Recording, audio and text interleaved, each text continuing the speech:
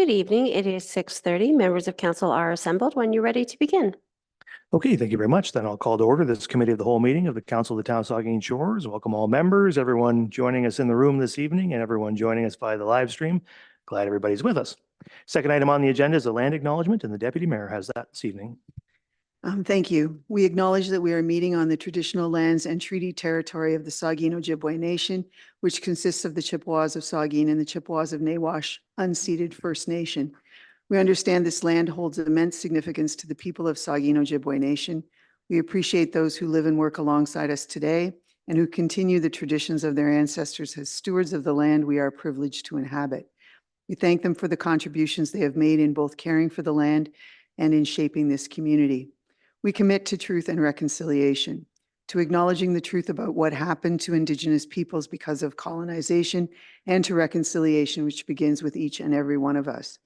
As a local government and public organization, we are dedicated to learning about Indigenous culture, to fostering a better relationship with First Nations and their people, and we commit ourselves to actions that move us forward on a path to healing along with the Saugeen Ojibwe Nation. Thank you very much. Third item on the agenda is disclosure of pecuniary interest. I'll ask any member if you have one of those you'd like to declare at this time. Seeing none, of course, you can do that anytime if you need to.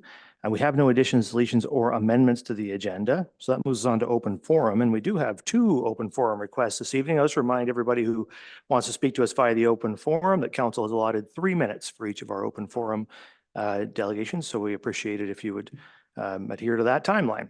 So our first open forum delegation is from Beth Smith, and Ms. Smith is here to talk to us about the Council Report 9.3 on the Chapel Side Road. Oh, there she is there. Come on up, Ms. Smith, and the floor is yours when you're ready. You might need to turn that microphone on. Hopefully that's not too difficult. You got it? Yep, I think it's on now. Yep, that's great. Thank you. So thank you for acknowledging my request for open forum speaking. I think we're going to reserve our thoughts during this meeting until the next meeting. So thank you. Oh, okay. Thank you then. All right. So our second open forum is from Mr. David Schemmelt, and Mr. Schemmelt's coming in via Zoom. He's here to talk to us about bylaw 43-2024, which is on the regular council agenda, which relates to special constables. So we can bring in Mr. Schemmelt. Thank you, Mr. Mayor. I'm assuming you can hear me.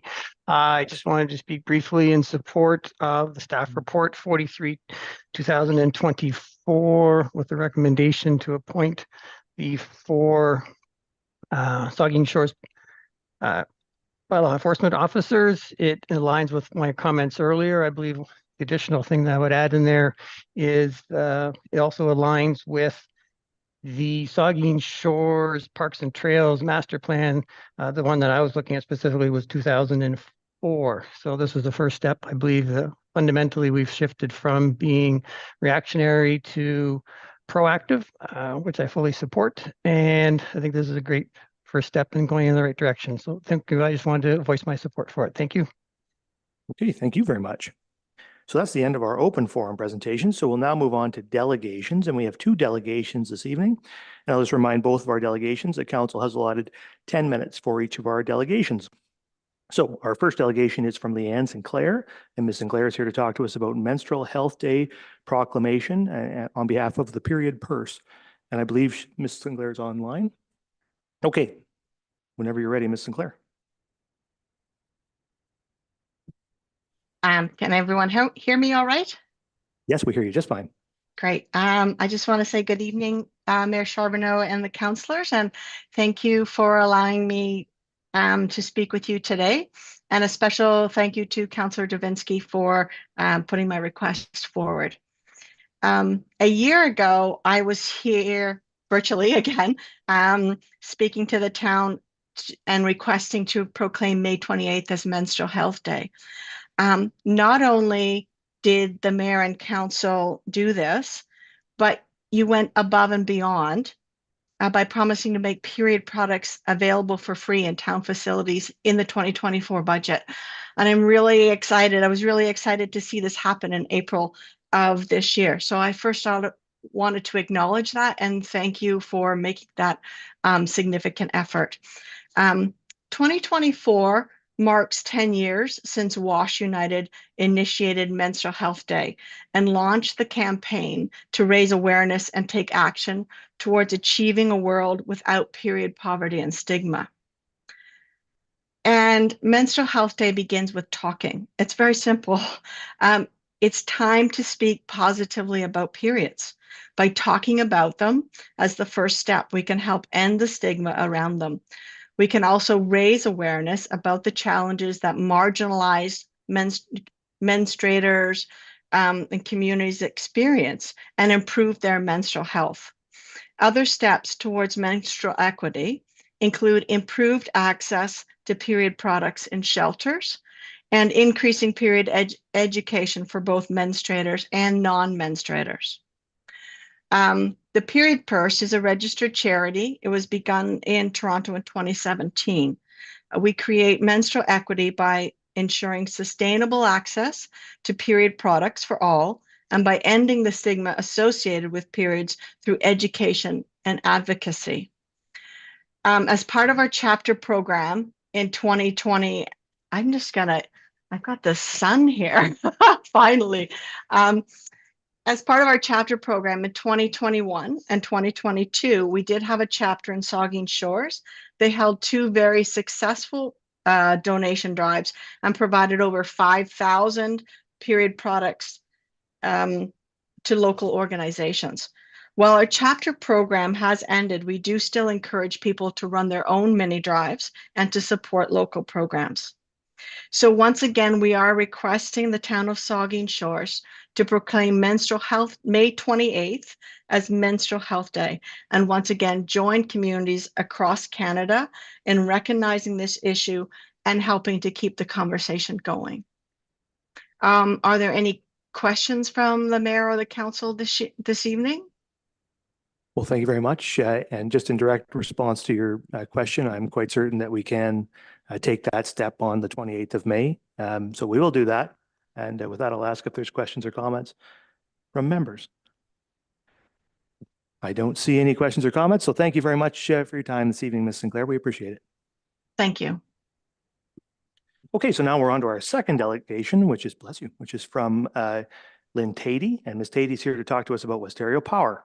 Ms. Tatey.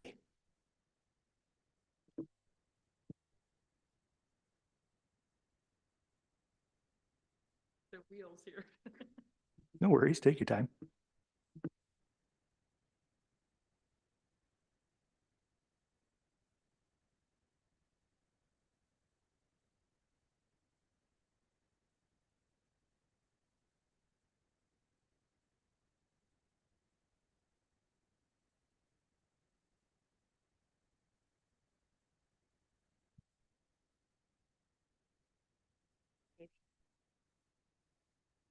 No, I can't hold it. I need to use, I could move this around and use the band. Oh, would that work? Yeah, okay. Yep. No, sorry. I just can't, yeah, sorry. Yeah.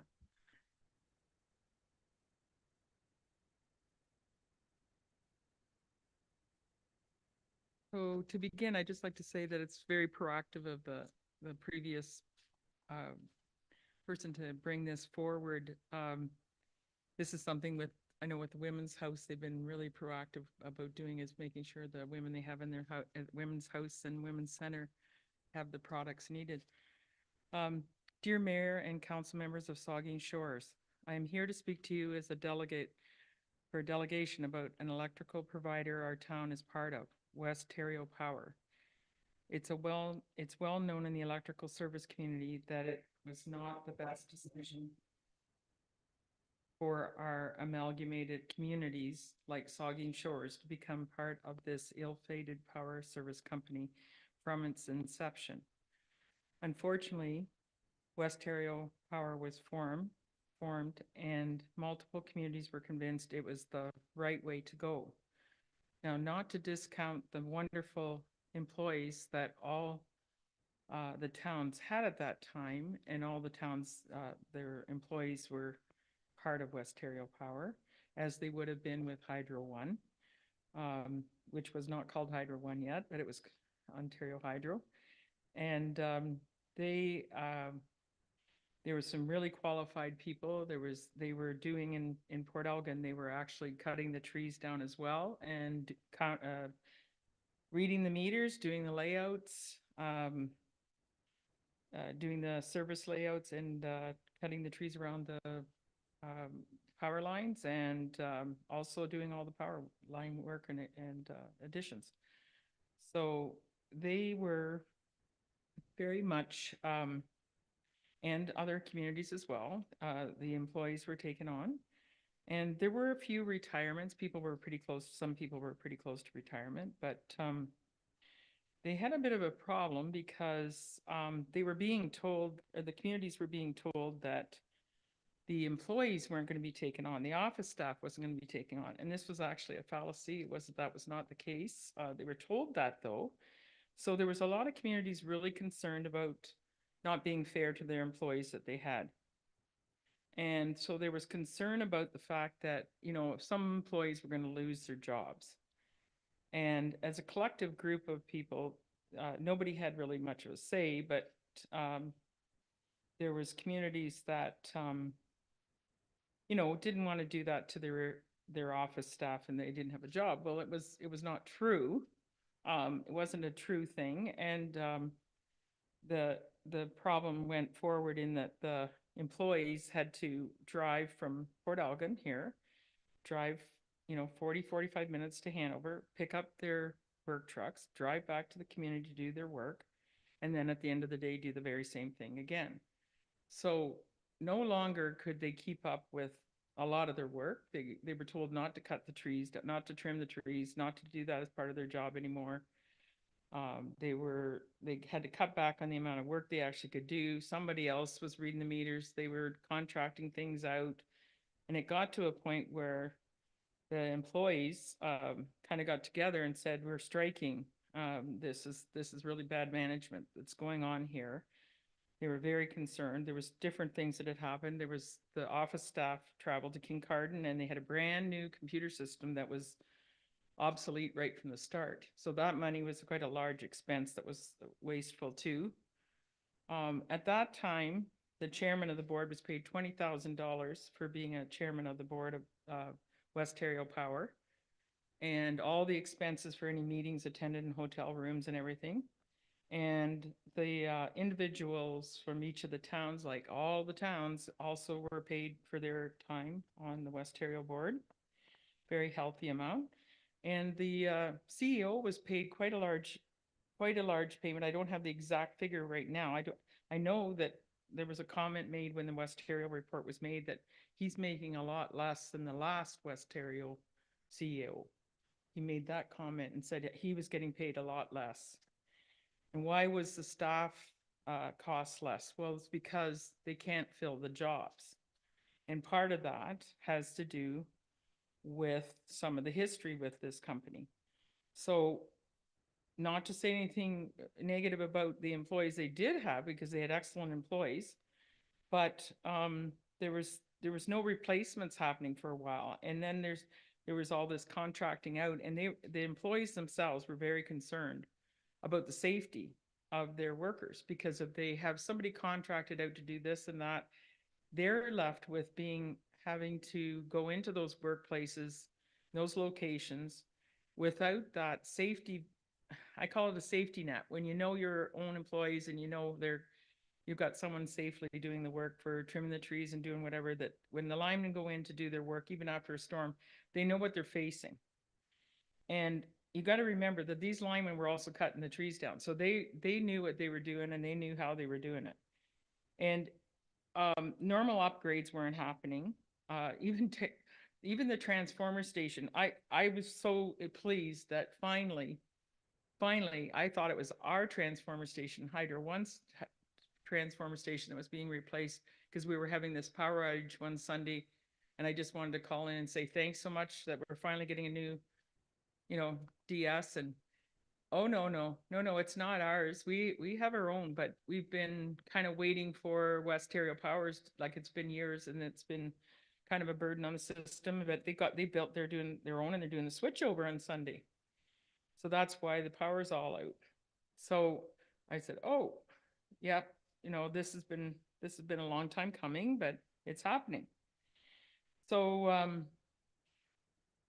we've had brownouts, we've had like stove replacements, TVs, microwaves, like constant, like because there's times where we would have actually low power coming out to where we were because we're servicing all this extended area in West Ontario Power in town on the DS that is at Arlington that was going on.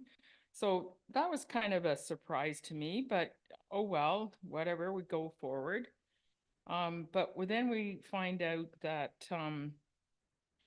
the the the shares that were in this company were supposed to pay like fairly healthy dividends, and we find out, oh no, those dividends weren't paid out. Like it's been many years of not paying out dividends that they were promised and they were told were going to be proper. And then there's communities like Owen Sound, which was Owen Sound, had joined Chatsworth, Wyerton, and they'd all amalgamated, and their manager, he said, I couldn't in good faith, even though I was going to lose my job, I couldn't in good faith say that we should go with West Ontario Power. I went to all the meetings, I did my own research, and it just doesn't pencil out and it doesn't work. And it needs to be something like Hydro One because of the distances between the communities but I'm going to apply. I applied for the West Ontario manager's job because it paid even more than I got paid in Owen Sound. So anyway, he never heard anything from them about getting an interview because I guess that would be the wrong way to go if you didn't think West Ontario was the right way to go. And all the other communities like Erin Eldersley, which included the communities of Tara, Chesley, and Paisley, the list goes on. Everybody else is joining into Hydro One because it's the best financial way to go and continued best service. And at the time, I contacted the Hanover person that was the rep at the time, and I asked them, like I said, will you ask these questions at the next meeting, before you do this vote to go West Ontario Power? Oh no, we trust that your mayor's done all this work and he's done all this research, and we trust that he's given us the right information. And I knew Stuart Ravey very well, and I called him up and I said, can you just ask for a postponement on this until you get this information? The fellow from Owen Sound is prepared to give me all the information, and I will bring that forward to you and you can review it yourselves. And he said, you may have a really good point, but I trust that your mayor has brought forward this information and done all this research. And if I'm wrong, Lynn, I won't be running in the next election. And he did not run in the next election. And the reason why this doesn't work is because the customer base is spread out so broadly with such a small number of customers. And it doesn't work out. Now the employees pushed for they went on strike partially because they said they could help with some of these inefficiencies that the managers were creating. And they came up with some creative ideas of how they could just make it work. And it really helped. But not getting the employees replaced was a real burden.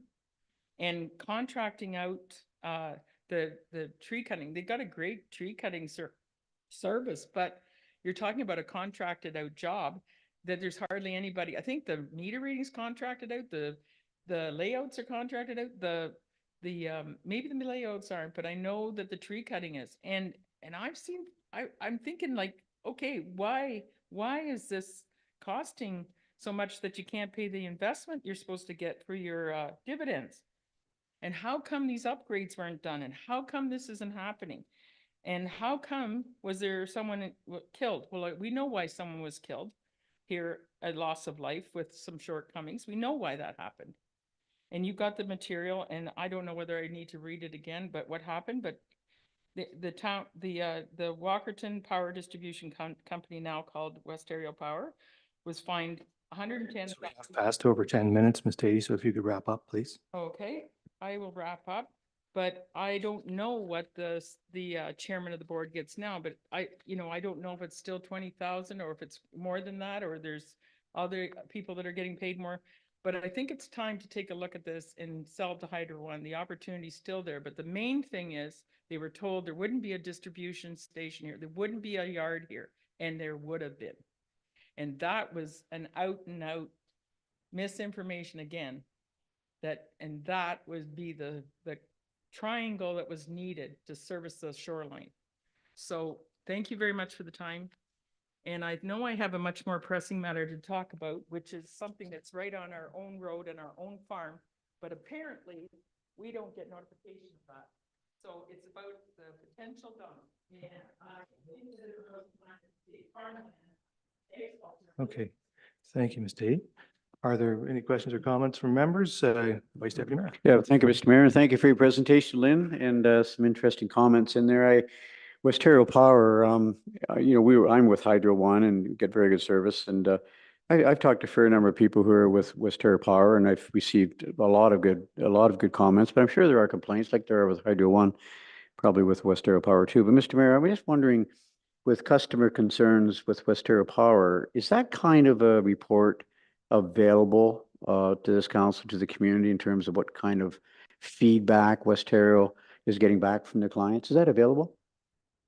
Yeah, so the utility is evaluated continually through the Ontario Energy Board. And so there are reports, annual reports produced where each LDC, including Hydro One, all the distribution companies in the province are sort of benchmarked against one another, and several metrics are measured: system reliability, customer service, satisfaction, a lot of things. And so I will, those are public. And so what I can do, if you like, is get the most recent Like to one see it. and send a link to That'd be good. council. It'd be good to see it. A question of you, what is is it a $50-60 million budget? Am I out there by a lot? What's the operations budget for Westero Power? Westero Power is about a $60 million. 60 million? I don't know what the chairman of the board makes. I think it's 15,000 now. I don't think it's 20 anymore. Maybe it's 20, but I think it's 15. For a $50-60 million company, I just don't think I think that's a fair number. If it's $15,000, we can probably find out what that number is. But for that size of a company, one of the things I wanted to touch upon, and from what was spoken to the presentation, Stady, is about the dividends. And I see Jim's here tonight, Mr. Mayor, if I could. Jim, there was a comment made that we no longer receive dividends, but my understanding is that we, for many, many years, we received the full dividend amount. And then for 2 years, I think during COVID, maybe, the dividends were reduced by half, I think. And then in 2025, I believe we're going back to full again. Would you mind if Jim commented on it? Because there was a comment on those, but we don't receive dividends, but I think we do. Could you comment on that? Sure. Ms. Stady, we're going to bring up the Director of Corporate Services, and he can respond to the Vice Deputy Mayor.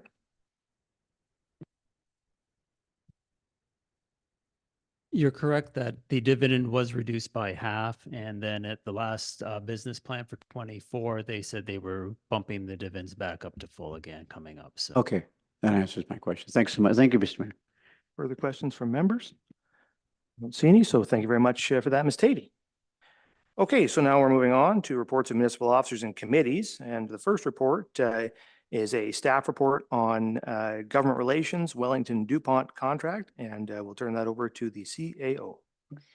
Thank you, Mr. Mayor.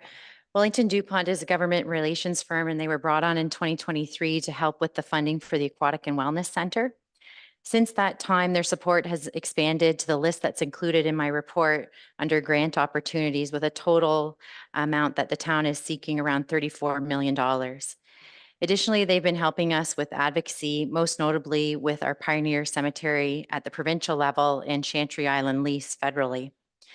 As noted in the report, it's been my observation through this experience of using a government relations firm that it's a long game if we want to see the benefits. Last year, when we brought Wellington DuPont on, we had already submitted our grant applications. And since that time, I have reported back out to council that we have not been successful on a couple of them. But since that time, we've been working with Wellington DuPont to lay the foundation to be successful in the next round. Specifically, we already know that the Green Inclusive Community Build Fund, the Housing Accelerator Fund, and a new provincial recreation fund have all been announced in the last month or so.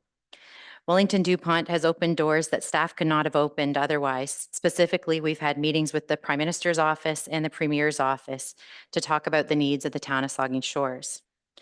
I understand wanting to see tangible results, and while I can't guarantee, we are well positioned to be successful with these next round of grants applications with Wellington DuPont supporting us. I will offer that without them in place, our submissions will go into the portal as they've done in the past and will have little to no ability in order to influence decision-making. Therefore, I've asked council to consider an allocation of $50,000 from the Future Capital Reserve in order to extend Wellington DuPont's contract, especially to get us through this time where those grant applications are currently going in. And I feel that this is a good investment that has the potential to pay off in dividends in the grants that we will receive. And I'm happy to take any questions, Mr. Mayor. Thank you. So it is recommended that council approve the allocation of $50,000 from the Future Capital Reserve to extend the contract of Wellington DuPont for government relations until December 31, 2024, and that council direct staff to add future government relations funding to the 2025 business plan for consideration. Questions or comments? The Deputy Mayor and then Halpin. Thank you. And through you, two, possibly three questions. The report references back to some decisions or council reports from March and May of last year. One of those reports mentions another company called Grant Match, which I just wanted to ask, and I do have another question, but I wanted to ask, is Grant Match still involved with us, and did they have any success? The CAO. Through you, Mr. Mayor, Grant Match is still involved as well and currently supports staff in the submission of the grant applications. As I said at our last update, if we're successful in the grant applications, this council will be the first to know, but to date, we have not had a successful grant application. Thank you. And I believe that they're funded via a percentage with success. The question that I wanted to ask about Wellington DuPont was, in looking back at those previous decisions, I believe they started working with us on March the 15th, 2023, and it was $60,000 allocated for a period of 6 months. Well, it's been 8 months since then, and now we're being asked for $50,000. Was there an interim value attached to them so that we can have a complete picture of what the funding has been for this company? CAO. Thank you. Through you, Mr. Mayor, I'm just going to use a calculator because that's not my strong suit. Yes, so you are correct. In March 2023, there was a contract that was extended to them. And since that time, I did do an extension of contract within my purchasing authorities. And so far, I apologize, I didn't have this number right handy. So far, we have spent $90,000 on Wellington DuPont. So that, excuse me, so that would mean beyond the initial $60,000, $30,000 was allocated, and now we're being asked for 50. Thank you. Okay, thank you. Councillor Halpin. Thank you, Mayor, and through you. I just want to clarify, have we been successful with any grant applications to this point? In other words, has there been fruit from their endeavors? The CAO. Thank you for the question. I would offer that when I think of success, I think of it as it relates to the larger grants. And so my immediate answer is no. When I look at the 13 million we applied for through the Green Inclusive Community Build, the 3 million that we applied for through the Housing Accelerator Fund. I apologize, my earlier answer, there was, I think, a small grant for one of the senior centers or something like that that did come through, but those larger items that I think make a big difference to our capital funding program, we have not been successful to date. Councillor Halpin. Thank you, Mayor, and through you. So are we paying anything for grant match, or is it just simply a match? And plus, we have other expenses. Are there other expenses in our fundraising and grant. I guess what I'm trying to do is just get for the public, get a picture of how much we're investing in the grant and fundraising. Thank you. Through you, Mr. Mayor, grant matches expenses, as the deputy mayor said, is based on a recovery after success. So it's a percentage related to success. There was, and I'm sorry, I don't have the report in front of me, but there was a council approved amount for our fundraising efforts last year. Thank you. Okay, Councillor Stack and then Grace. Thank you. Is there an opportunity, I think I probably know the answer. Is there an opportunity to negotiate a structure similar to grant match? Or is the difference here the consulting piece and the networking that they provide? Thank you for the question. I have reached out to Wellington DuPont and reduced the rate that we're paying to them, but it's not similar to grant match in that they're not specifically just working on the grants for us. They're also doing that advocacy piece for us. Like I said, getting us those meetings with the Premier's office that we just had a couple of weeks ago about Pioneer Cemetery. The PMO's office, Prime Minister's office was specifically related to the Housing Accelerator Fund. And those are conversations that we wouldn't be able to coordinate as staff. And so I just offer those as examples because I do think, like I said, we brought them in after we'd submitted the grant applications last year. And I think where the benefit will come from is the foundation we've been laying over the last year in those conversations. As an example, with the Housing Accelerator Fund, we met with the Prime Minister's office. We were asked about the community planning permit system, and they specifically asked me to send that information through to their office so they had awareness on it. And so again, there's a contact we can follow up with when we submit to the next round. So I do think we're a lot better positioned in the foundation that we've set over this last year. Thank you. And maybe just a comment more about the state of affairs at both levels of government. If we feel that we have to basically create a shadow business where we're now hiring people to speak to our elected representatives whom we have put into office. And I say that at both levels of government. So maybe just reinforcing my disappointment with the state of affairs. I think particularly at the provincial level, particularly when we have a conservative member of the legislature of Ontario. And I think also to our MP in Ottawa, who's also, also has an obligation here to support us, even though it's not for the same party, not to take away from the federal government's obligations here. So they just, I'll support it to the end of the year. I think what would be interesting in business planning is to see sort of what measures of success we can have, because I think it'll speak to whether there's value here, not from the lessons we've learned. And I think I appreciate why we're doing it, but I think we should sort of take stock at that point of whether we're getting value for money. Thank you. Councillor Grace. Thank you, Mr. Mayor. In theory, I think this is a good idea. I mean, the school district that I worked for in the past had 2 staff on board who just focused on finding grants, writing grant applications. That was their expertise. But I'm wondering, in terms of this group, this organization, are we going to be competing with other clients of theirs? I mean, do they have other municipal clients who are vying for the same pot of gold, so to speak? And how do we, what do we know about that? And is that a concern? Through you, Mr. Mayor, they do have obviously other municipal clients. Saugeen Shores is the smallest of their clients, so I know that the other ones they work with are larger in scale. So I would offer that we're maybe punching a little bit above our weight when we use someone like a government relations firm.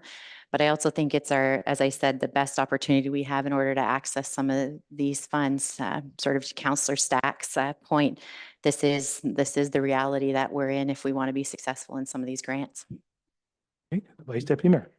Yeah, thank you, Mr. Mayor. And I sent some questions into our CAO on the weekend, and she sent me a good response. When I first read the report, I really wasn't too supportive in the beginning of spending the original 60. I spoke about that, and now we've added 30, it takes up to 90, and now 5140. But so I had some concerns, and Still do a little bit, but I think that there's a couple of key things here and in the report where you talk about the long game and fundraising and writing grant applications. It's not an easy gig. It's tough and it's competitive out there because you've got 440 municipalities, you know, vying for these dollars, and so it's competitive.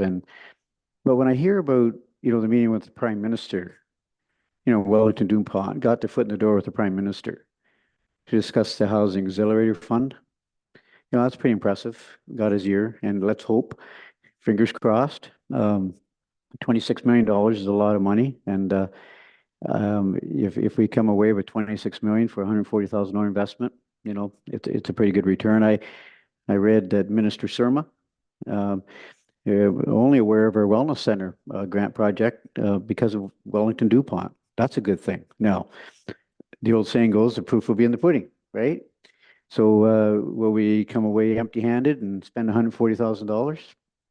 We could, so that's the risk. But I see this as a good risk, and I see this as a long game. I thought a lot about it, and didn't support originally. But I think that there's a lot of good things to this, and I look at the Green Inclusive Community Building Fund, the Housing Auxiliary Fund, the new Provincial Recreation Fund. These are all good projects. So Carrie, I wish you well in Wellington Dupont. If we come back with 26 million, I'll shake both your hands and say great job. And but if you come away empty-handed, you know, then I guess maybe what we talked about when I didn't support it way back at 60, we'll see. But I'm going to support it tonight. I think it's a good long game. So. Okay, further comments from members? Councillor Davinsky. Thank you, Mr. Mayor. Through you to our CAO. Didn't we recently lose a potential grant because of a so-called misunderstanding between the feds and ourselves? So who was responsible for that? Was that ourselves? Or was it Wellington Dupont, or was it grant match? Through you, Mr. Mayor. So what you're recalling is the report out we did on the Green and Inclusive Community Build Fund. So we were rejected from that fund where we asked for $13 million for the Aquatic and Wellness Center. It was not the response or the fault of Wellington Dupont or grant match. What we politely call it is a technicality that the federal government made in their decision making. And I underline the word that's being polite about it. I would offer that without working with Wellington Dupont on this, we would not know that that was a technicality. We would not have been able, we would have just had the rejection letter. We would not have been able to set up the meetings with the senior officials from Infrastructure Canada, where they acknowledged that it was a bit egregious what had happened. And so again, I think those meetings that we've set up and that we've had and how we've articulated that that technicality was really unfair to the town of Saugeen Shores have positioned us well for the next round, which the federal government has announced another round of funding for the Green and Inclusive Community Fund. And I can tell you, if we move forward with Wellington Dupont tonight, we will be absolutely making sure we're talking to those senior officials to make sure that wrong is corrected. Thank you. May I continue? You've mentioned Wellington Dupont, of course, and grant match. Wellington is pay them and they'll do the best they can. Grant match is we'll work for you, but you don't owe us any money until we get something for you, but it's a larger percentage, or could be, okay? What's wrong with going with grant match and saying, you know, if you don't deliver, we don't pay.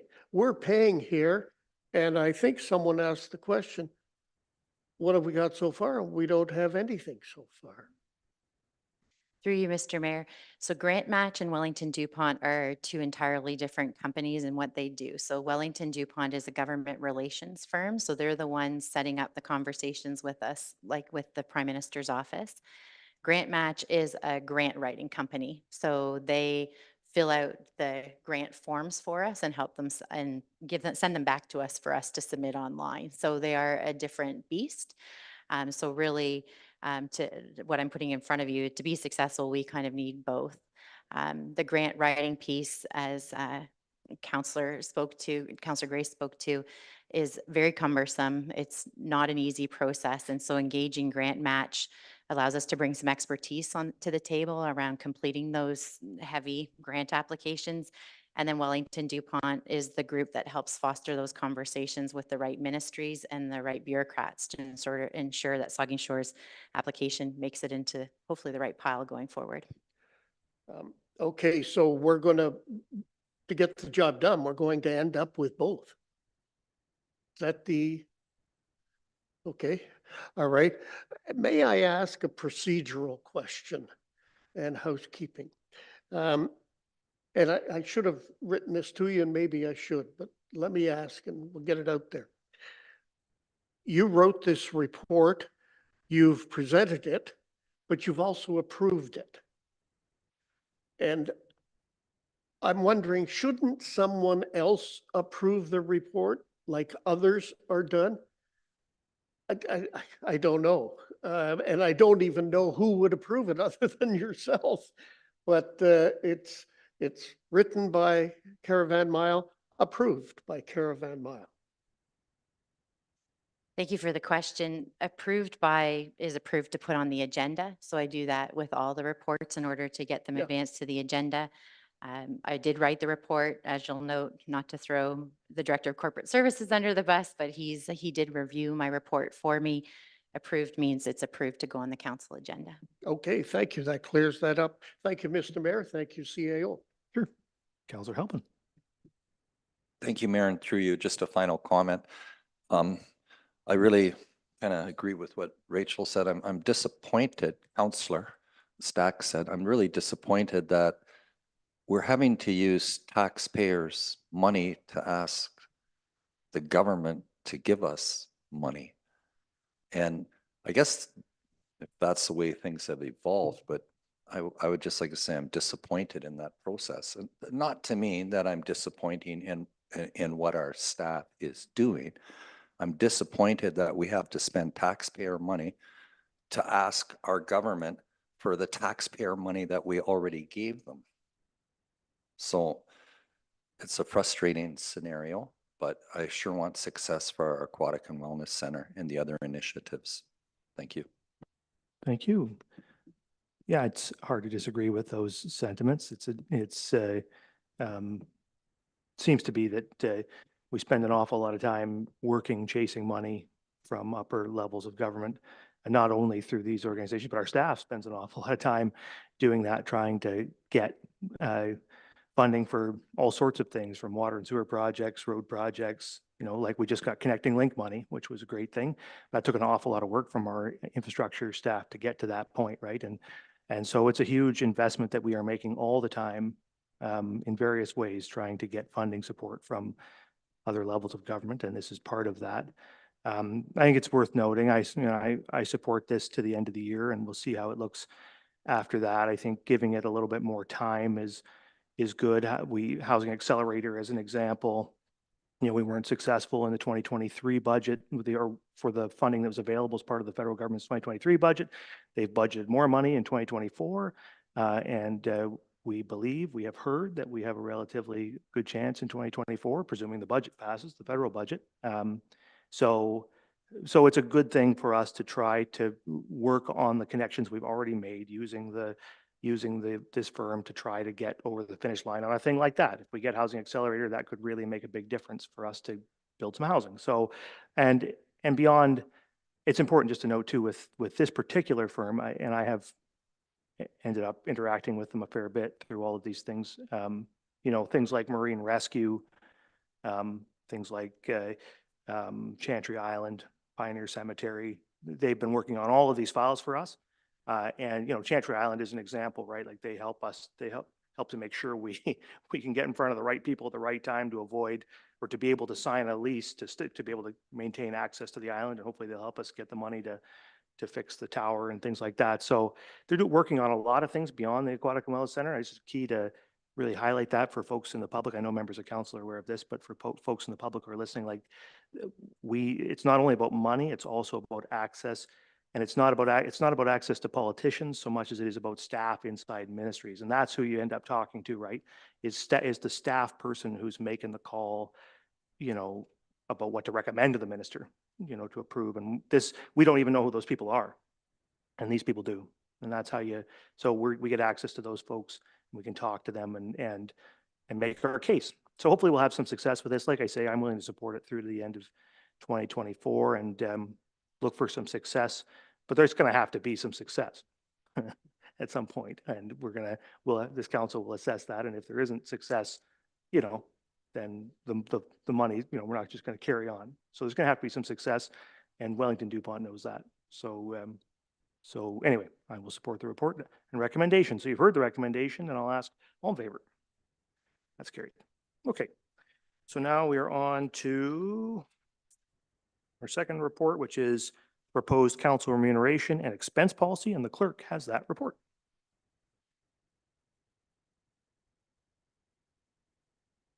Sorry, a little.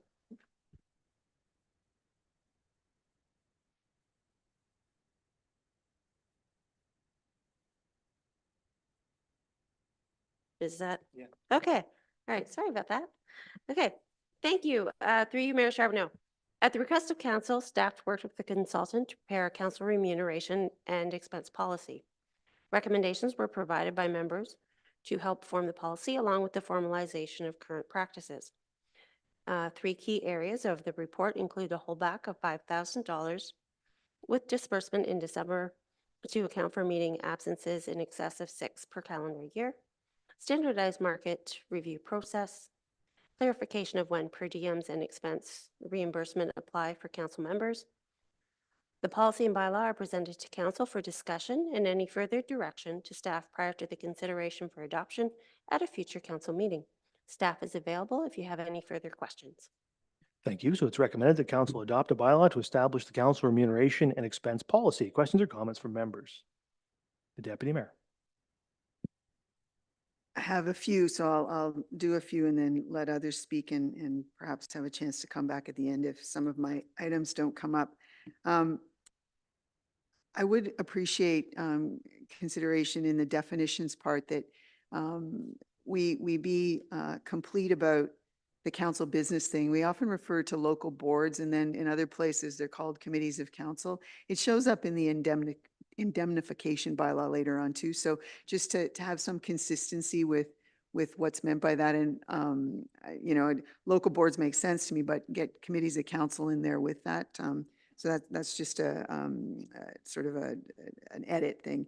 I also wanted to ask if in the policy framework, part of the policy, there's mention of special council meetings. I just wanted to clarify what counts as a special council meeting. Would those be budget meetings? Would they be the training meetings that we have perhaps for water or something like that?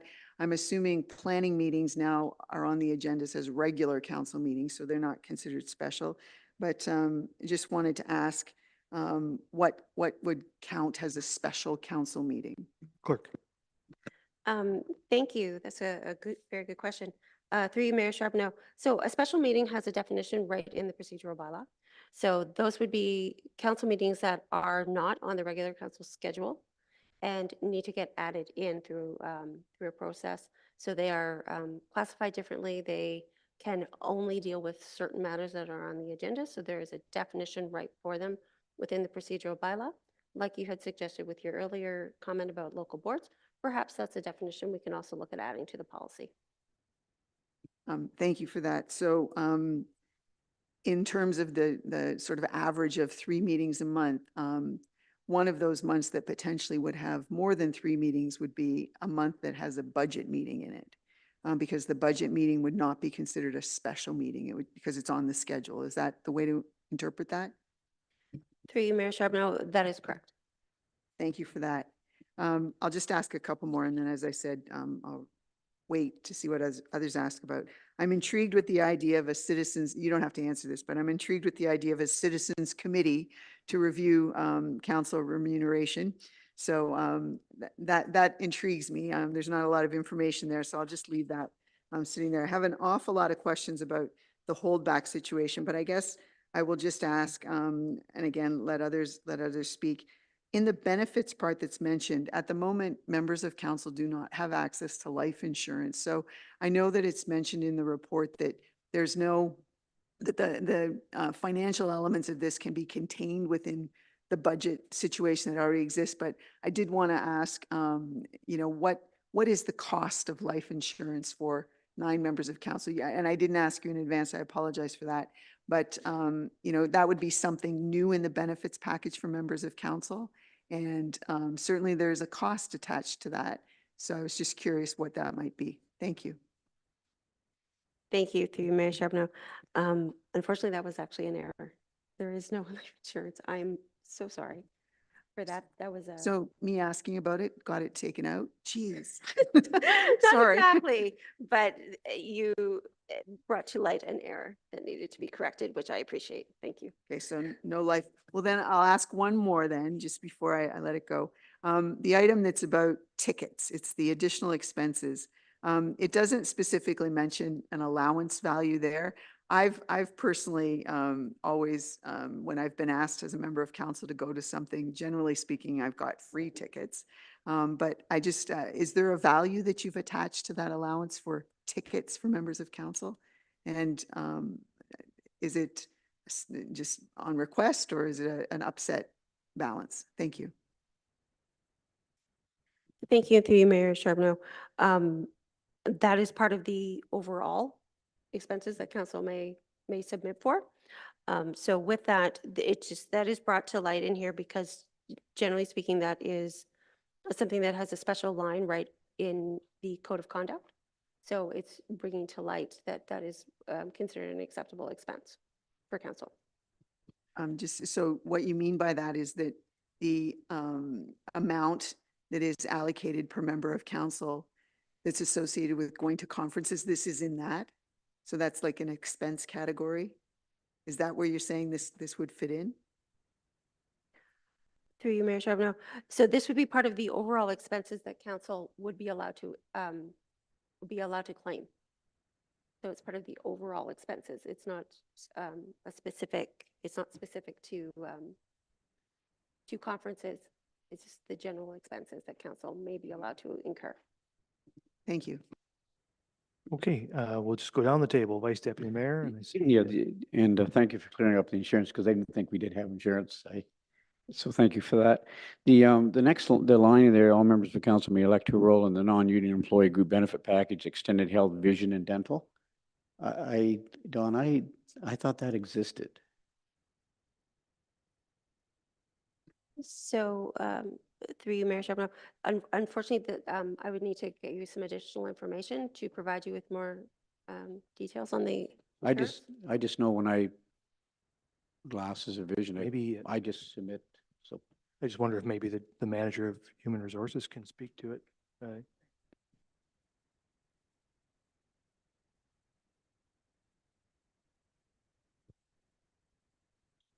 That is correct, through you, Mayor Charbonneau. Our current benefits extended to council does include those, and the benefit booklets are available if any member of council needs a copy. So could this report be changed and resubmitted then? Because this will go on record, this report, right? Because a couple lines in here need to be fixed. Through you, Mayor Charbonneau. So yes, at this point, if the committee of the whole elects to move this on to council, that can come back with an amended line. Good. Yep. Good.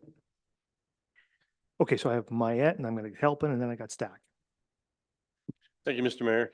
And I'm seeing here, it's not a completely new policy, it's a revised policy. And so back in January, we discussed council remuneration, and so there's no change to the remuneration rates per se that we agreed to back in January, that even though council members are in the bottom 10% dial of the comparator group, whereas mayor, deputy mayor, and vice deputy mayor are all in somewhere in the 50 percentile range. There's no change to that in this report?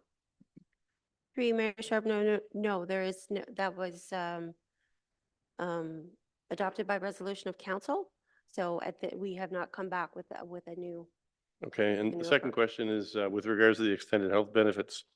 Um, Speaking with other members of other councils, um, West Grey comes to mind, so does well, a few others. They, for those members of council that choose to decline the extended health benefit plan, quite often there's a compensation for declining that because there's quite a value. I'm not sure what the value is for the extended health benefits plan, but for those of us who are covered elsewhere and we decline that coverage, is there any contemplation for a compensation for that declining of the extended health benefits plan? CAO. Thank you for the question, and through you, Mr. Mayor, I don't think we've contemplated it. I would offer that our rates are usually based on sort of, I don't want to say like a bulk purchase, but a number of employees, and we consider council a member of our employee group when we make that purchase. But that's something if council wants an update on the benefits, we could provide that specifically. I would offer, I don't know that we came prepared tonight to discuss council's benefits, but I could come back with the HR manager and we could provide an overview if council wants more detail. Suffice to say, those that decline it are, again, a bargain for council. Thank you.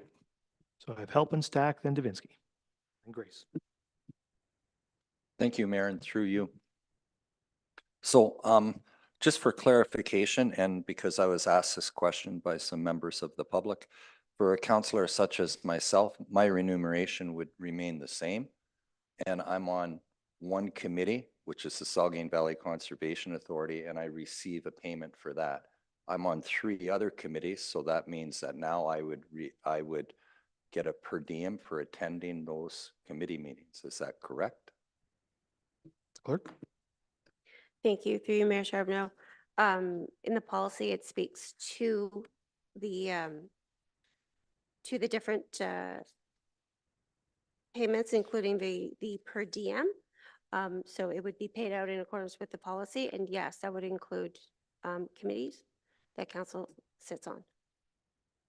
Okay, Yes, thank you. But And I'm sorry, to clarify, where you are being paid out for your attendance at Saugeen Valley, you wouldn't get paid twice. yes, Okay. I figured as much. Thank you. I have one more quick comment, if I may, Mayor, and through you. I like the idea of, or I understand the idea of the accountability and making sure people are attending and holding back. But, you know, 5,000 is a 20% or more, 23% holdback. It's a fairly hefty holdback is my comment. So, thank you. Yeah, thank you. Councillor Stack, Davinsky, then Grace. Yeah, so I have quite a few thoughts on the holdback in particular. The first thing as I read it, my inference here is there's perhaps a concern with the attendance of members of council. And I want to be clear, I understand that this was at staff's direction or at council's direction. So my comments are to the substance, not to the staff. Because I got quite frustrated reading this. I'll be very candid and open. And when I look back at the policy, we discussed this on January 29th. And as some of you may recall, I was absent. I had a personal matter. And so I'll recognize that perhaps I will be affected by this if it passes, perhaps I won't. But what strikes me is if this is a substantive concern around performance, I have no recollection of being discussed either in public council sessions or in-camera debate. Further, if the aim of the policy is to target council members that we see as having a poor attendance record, my perspective is that's the purpose of the election. All of us are elected at some point, whether it's in 2022 or in prior elections, and our responsibility is to perform to the greatest extent we can, and then we face the consequences, barring a breach of the code of conduct, and I'll get to my concerns about the lack of prescription on the number of attendance and permitted absences in a moment.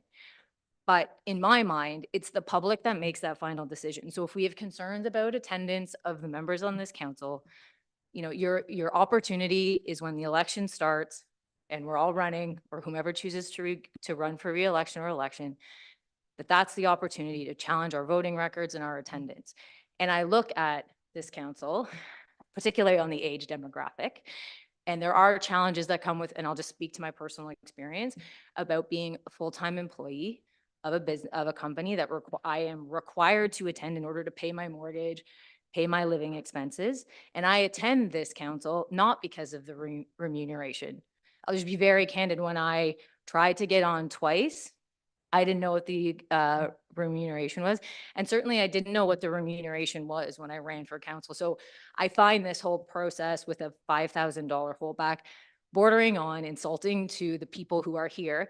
And when I look at the number of people who are acclaimed, I think that speaks to the lack of interest in participating on this council, which doesn't reflect the important work we do and the important work of staff. But I think when you look at the lack of people who sign up for this job, to then say, hey, midway through the term, we're going to institute a policy which is a reflection of what we perceive to be a lack of performance by the certain members on this council.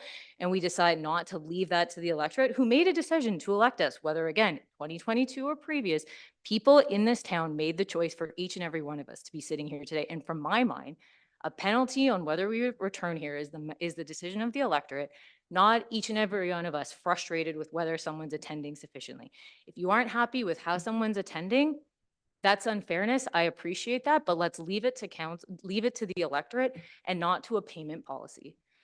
On the more substantive issues, I'm concerned that we're applying a penalty without a prescriptive requirement in particular in the code of conduct. When you look at the code of conduct, when you have a breach of the code of conduct, the integrity of commissioner reviews and makes a determination. There are permissions for I think it's a 3-month suspension of pay, subject to a finding of the code of conduct. So at a minimum, from a due process perspective, I would expect that we amend the code of conduct or the procedural bylaw, frankly, both, to prescribe exactly what's to be considered permitted attendance. Because frankly, 6 meetings and it's not, after which you're penalized, again, strikes me as inappropriate and frankly unfair. Again, I'll point to my personal experience. I have a full-time job.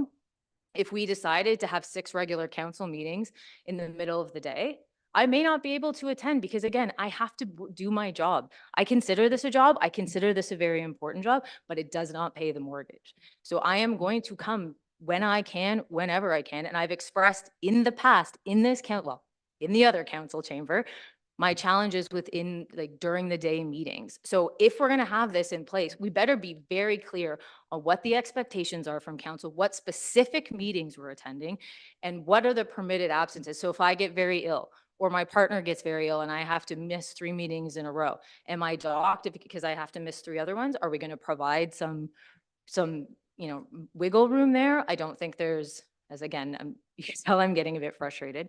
I don't think we have a specific and sufficiently clear policy on how this whole process will be applied. And then when we get to just the $5,000, I mean, let's be clear that it's 23% for councillors. I think it's 15%, 13% for the mayor. So it's as you get lower in the payment tier, it's actually more punitive. And it's not clear to me, is the max $5,000 that will be withheld and then the rest is you continue to get your pay? Because if that's not the case, then the mayor, the deputy mayor, the vice deputy mayor can actually miss more meetings before their pay is down to 0. So I think we need to really think about what we're trying to do here. And again, if this is a reflection on a performance issue, we can either have those conversations after or we can have those conversations during the election. And if we are going to pass this, I don't think the policy as drafted meets the muster of fairness, due process, appropriate reflection of the expectations we have on council. And I think if we're going to put this in front of the public, if we're going to put it on ourselves, we need to be much clearer on what we're expecting of council before we start putting something like this in place. Thank you. Councilor Davinsky. Thank you, Mr. Mayor. Through you to our clerk. Explain to me and to people who may be watching, holdback of $5,000. Everybody's been talking about it, but the holdback of $5,000 with disbursement until December. What does that mean? I make 21 grand. You're going to hold back 5,000 until the end of the year. So I'm really during the course of the year making 16,000. I hope my math is right. 16,000 a year, And then I get this big bonus in December if I've attended all the meetings? Is that what's being said here? The clerk. Thank you, through you, Mayor Charbonneau. Essentially, you are correct that it would be $5,000 held back. The amount was determined as sort of the maximum at, because it is the per diem amount that would be deducted for any meeting above the six meetings, that the 5,000 would more than cover any absences that staff would, or sorry, that members of council would have. So it was, that's where that amount came from. All of this is, of course, up to council for debate and for discussion if the amounts, but that's where those figures came from. Okay, well, a comment, I don't agree with that at all. I think if you were in a real job, and maybe this isn't a real job or considered, but if you were in a real job and did that, there would be anarchy in the workplace. I'm sure of it. I'm lucky. I'm retired. So chances of me missing a meeting other than sickness or emergency is pretty remote. But by golly, $5,000 off of this. I'm willing to say, no, don't give us a raise, but don't cut us off at the knees here. And that's what I feel is happening here, that we're being cut off at the knees. I did have, just hold on as I go through this, Mr. Mayor, sorry. I guess I've said what I have to say. The other questions have been answered. But as it stands right now, I can't approve this, staff report. Understood. Thank you. Councillor Grace.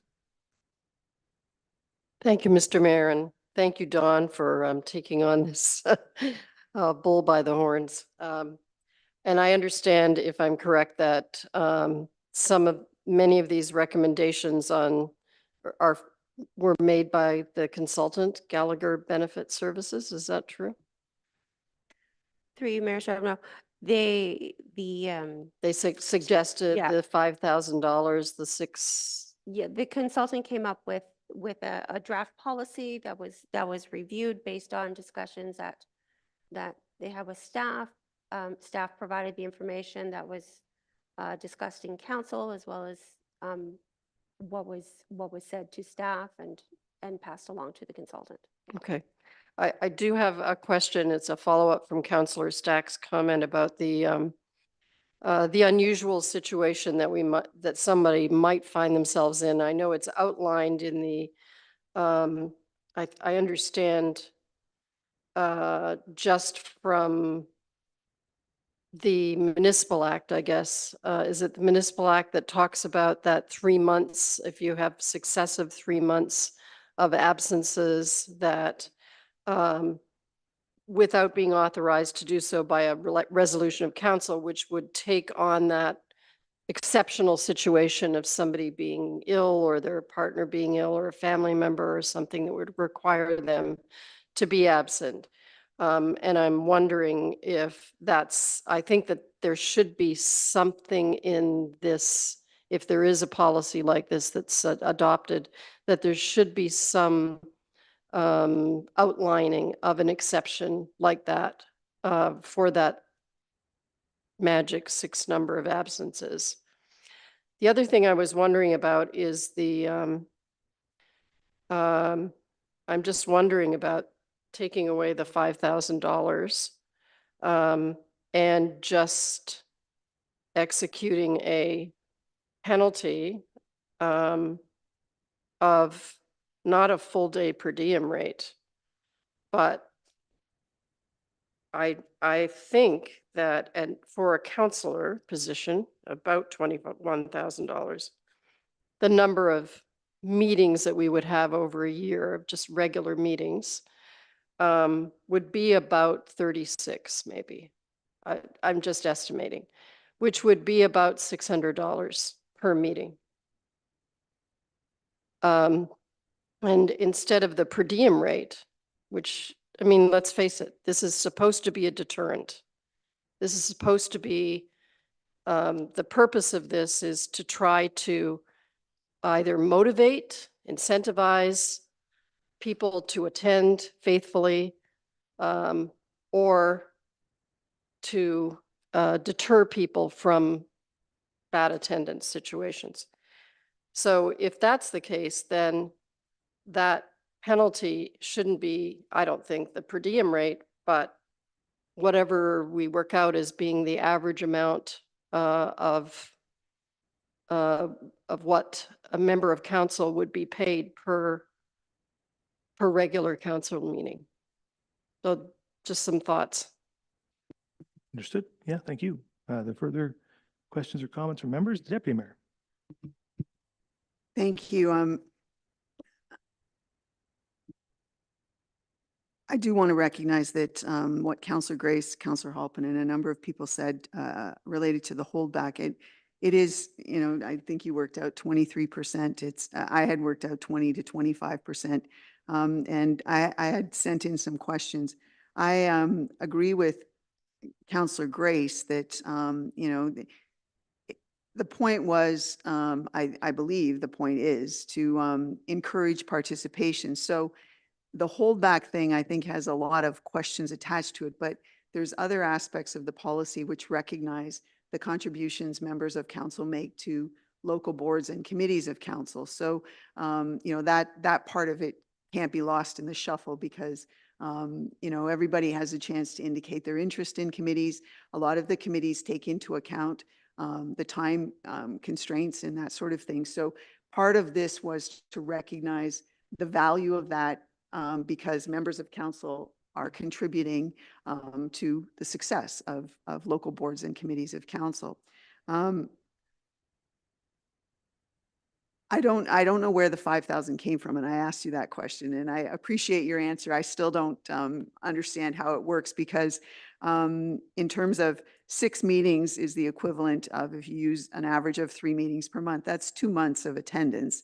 And in order to, you know, even really impact the $5,000, and I can totally appreciate the holding it back until December part, but in December, you know, somebody would have to miss an awful lot of meetings beyond that 6 to have any noticeable impact really on the $5,000 because the per diem rate is about $240 for a full day meeting.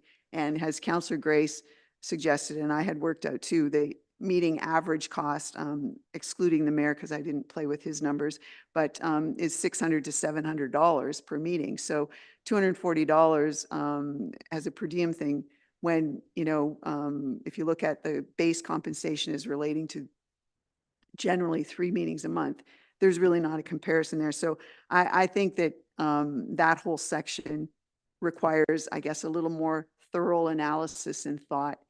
However, the point was to encourage participation because attending meetings means that you know, some things roll through a couple of meetings before they come to an actionable point. So if you're not at meetings, it's often difficult to kind of follow along or participate. So that was the point. And again, I don't completely agree with the holdback thing. I understand what it was attempting to do, but I don't think we've caught it in a meaningful way. However, the idea of supporting and recognizing the contributions of members of council to committees and local boards, that's good. So, you know, I wanted to suggest support for that.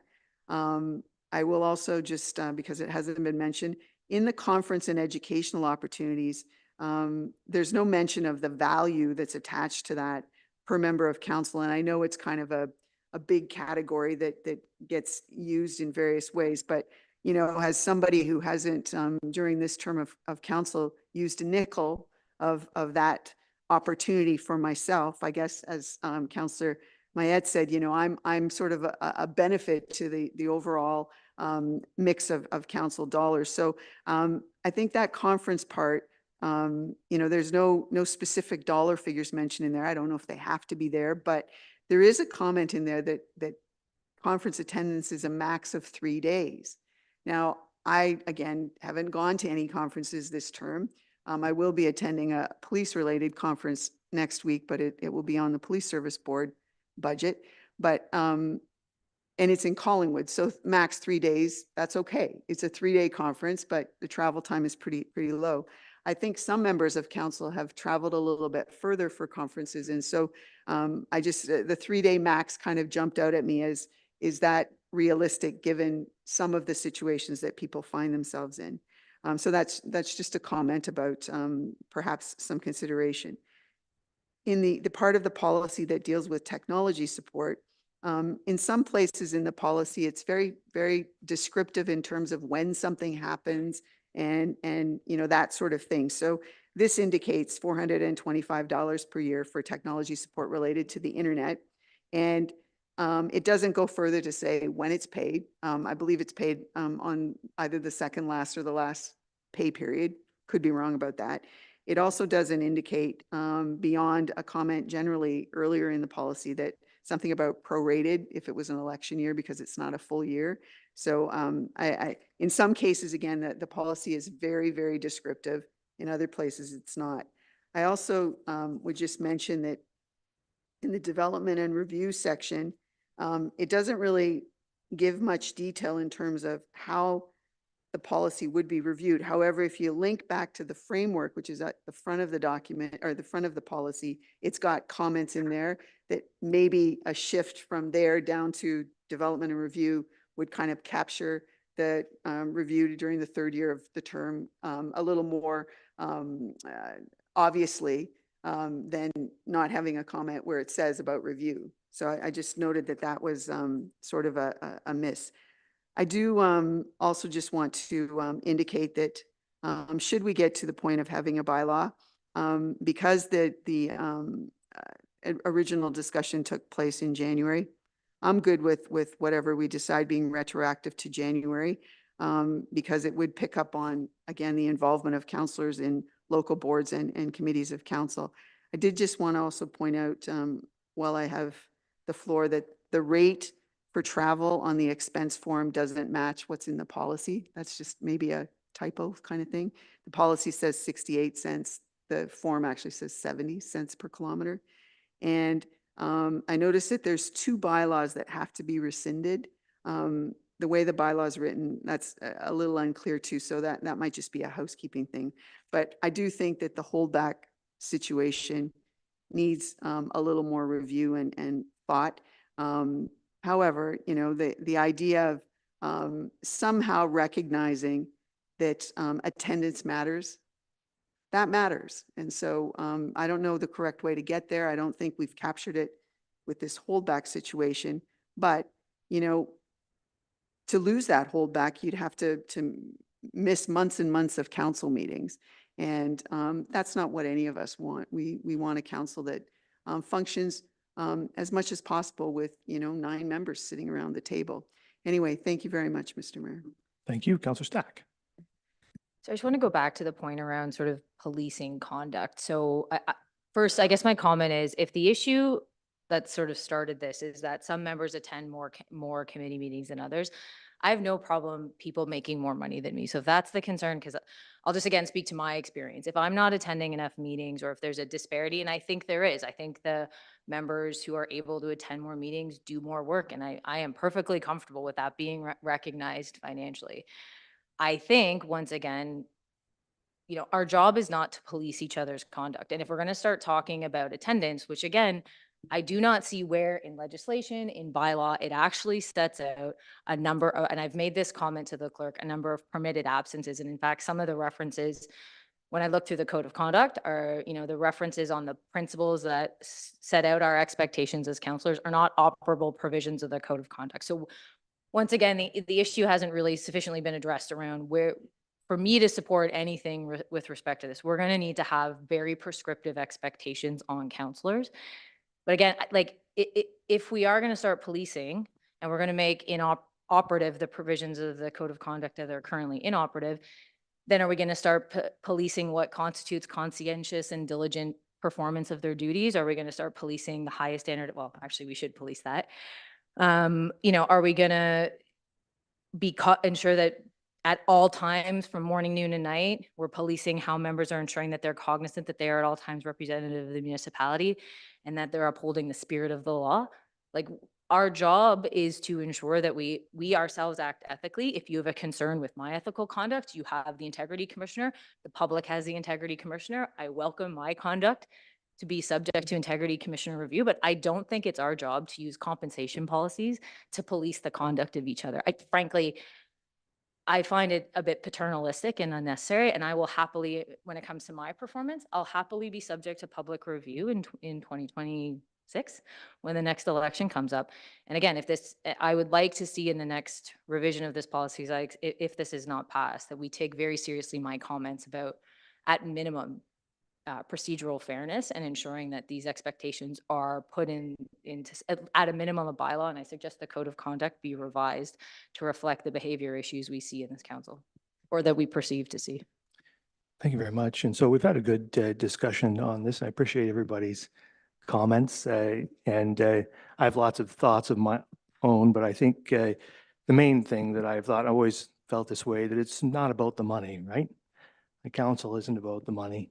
It's, I've always regarded the money we get as a stipend. Like it doesn't, you know, from the time I was a Saugeen Township councillor to today, the money that I have received has never fully paid for the time that you spend doing the job. And I never expected that it would.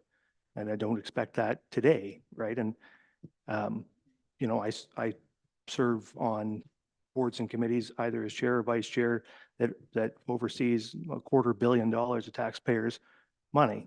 And I'm compensated about, all in, maybe about $80,000 a year to do that, in addition to, you know, attending events across the municipality continually, while running a business and having three young kids and all those things. But it's not about the money, it's about the service, right? That's why we're all here and that's why we're doing this thing. So, so to me, you know, I don't think if the motivation to service isn't enough to motivate you to do the job, the money's never going to do it. Doesn't matter what you do with the money. And I have to admit that my reaction was a little bit like Councillor Stacks to the $5,000 holdback. You know, I've been doing this job for 18 years. Nobody has ever tried to attend all the meetings. I haven't attended all the meetings, try to make all the meetings that I can make. And then to oppose a $5,000 holdback, like, I'm not sure why I'm being punished in that way. And I'm not sure, you know, I don't know why. And I'm not, and this would be us punishing ourselves, just to be clear. Staff isn't doing this. It was council's decision. Council asked for this report, and we would have to ask ourselves, are we going to punish ourselves in that way? And to me, it seems punitive and unnecessary and sort of a bit of a, you know, to the service that I have given and all of you have given, it seems kind of wrong, because I think you folks have given good service to the community and there's no reason for that. So I honestly, I think chasing around compensation like this is just going to be divisive on council and doesn't encourage anything. Service is what gets us here. Service is what will keep us here and keep us doing the work. So I support the status quo, and I don't support this policy. I'd like to just keep things the way they are. That's where I'm at. So I will vote against the policy this evening. And frankly, I'm not eager to see a revision to it. I would just like to keep things just as they have been. I think that this structure has served the municipality and the people of the municipality well for fully 25 years.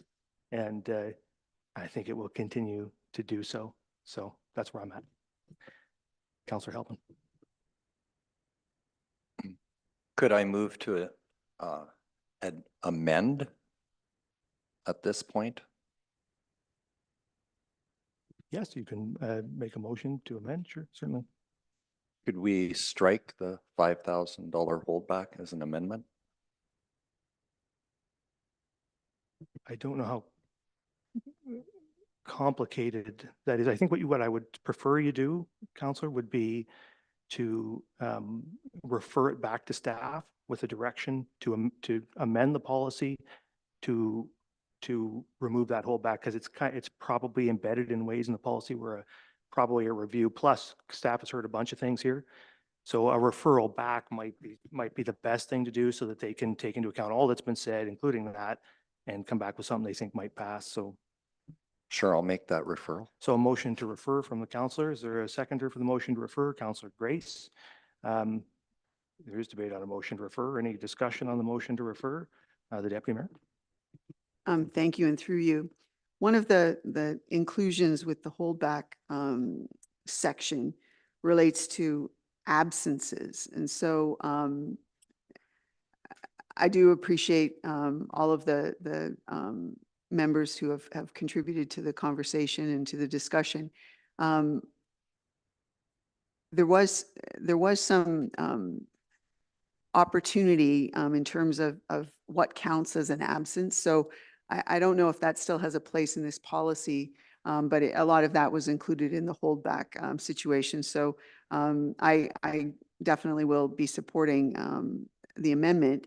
However, I think we should still have a little clearer understanding of what an absence is, because, you know, there was something in that part that, and it's in a couple places, but it had to do with not attending a meeting for a half an hour, coming in or leaving a meeting. And, you know, so I think there was some merit to just understanding that, because that helps understand to participation. But I will support the amendment as noted. Thank you. The motion to refer. So just to be clear, I just want to be clear on the motion. The motion is to refer to staff to remove the $5,000 holdback. And I think to make any other housekeeping changes to the document, I think beyond that sort of other substantial changes, you're not likely to get back unless you give some direction right now. The $5,000, this is what we're considering. $5,000 holdback removed, housekeeping revisions made. That's what you'll get back. Okay. So I got Maya and then Grace. Thank you, Mr. Mayor. Councillor Helpin beat me to the punch. I was going to move to call the question before he made the motion to refer it back to staff. I'm with you. I don't think the current policy had any shortcomings to it. And once we start messing with this and changing things around and burdening staff to go through that again, we've spent already 30 minutes here today, our valuable time debating changes to the policy. I will not be supporting the referral. I think we should just call the question on the original and see where it falls. Thank you. Thank you, Councilor Grace. Thank you. I understand that point. I think that what I would like to see, though, that would be valuable would be, well, first of all, let me ask a question, because to me, you raised the question of burden to staff. And I'm just wondering about, you know, the burden on staff in terms of calculating now.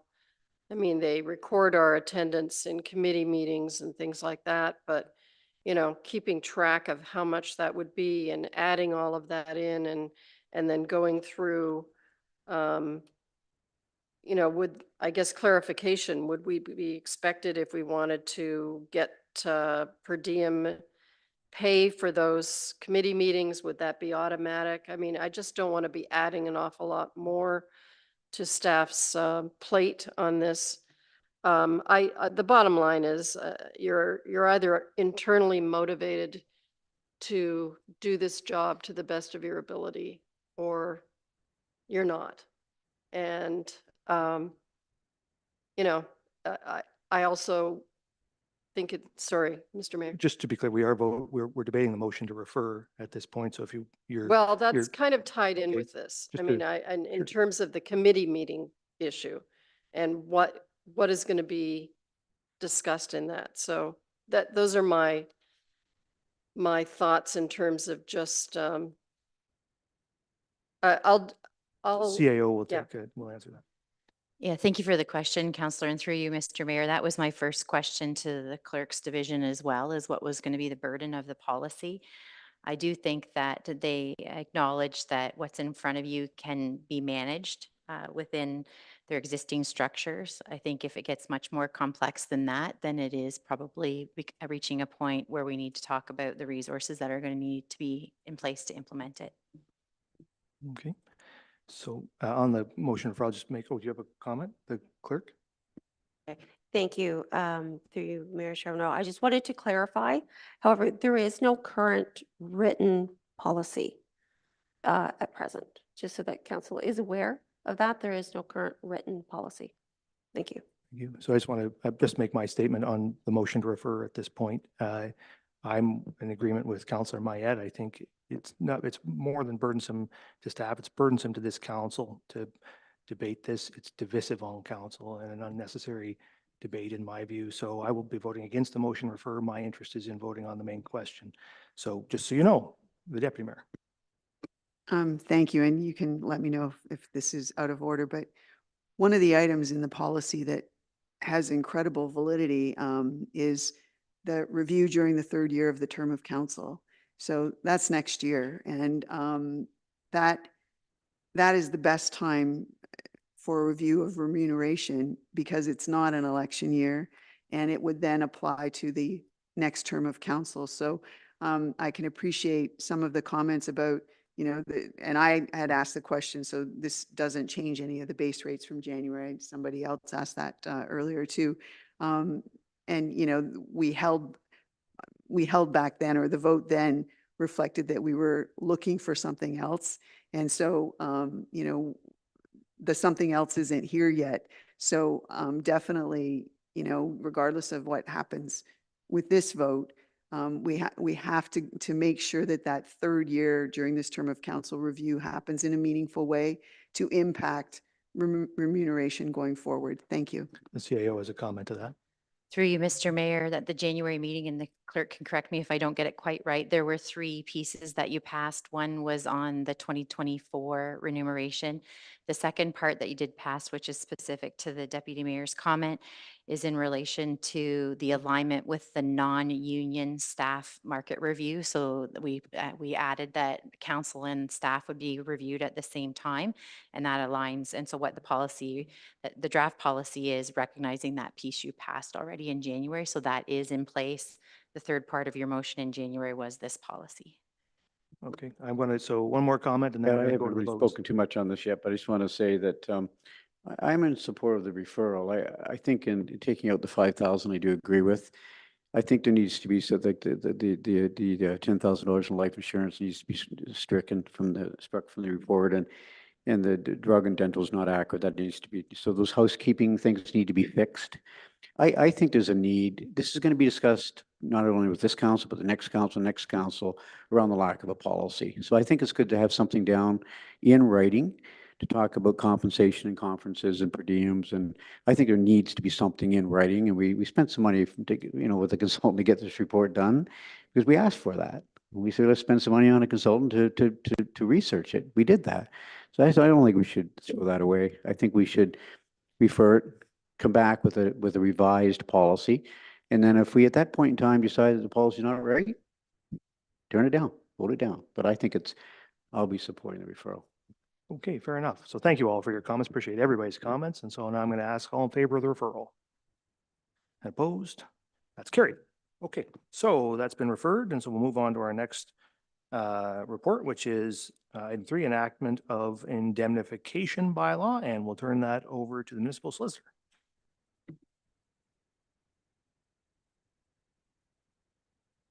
That on? Yep. Good evening, and through you, Mr. Mayor. Before you, I have a staff report in regards. Tammy, speak right into that mic, would you? Oh, don't break it now. Speak into it. Sorry, I'm not accustomed. I'm usually not in open. There you go. There you go. Thank you, and through you, Mr. Mayor. Before you, you have a report in regards to the enactment of an indemnification bylaw. The recommendation is that council adopt a bylaw to provide indemnification for members of council, boards, and employees. To summarize, the legislation provides, and this is section 279 of the Municipal Act, as well as subsection 14 sub 1 of the Municipal Conflict of Interest Act, provide legislative authority for council to act as an insurer with respect to the protection of its current and former employees or members of council, as well as members of local boards. And this would be from risk of pecuniary loss or liability caused by the responsibilities with the municipality. An indemnification bylaw is common practice in Ontario, and this report recommends the passing of such bylaw, which has been provided in a draft form, to provide clarity and protection to those employed by and those acting under the authority of their office. And as mentioned, there's two specific pieces of legislation that authorize the authority of council to do this. On page 2 of the report, I did highlight that there is legislation that provides personal liability immunity provisions. For instance, under the Municipal Act, the Building Code Act, as well as the Legislation Act. So the question then is, if the legislation is in place and the town has insurance, why is an indemnification bylaw necessary? The bylaw is intended to eliminate gaps that exist in the existing legislation and insurance policies and would be only applicable if the legislation and insurance policies did not afford complete coverage.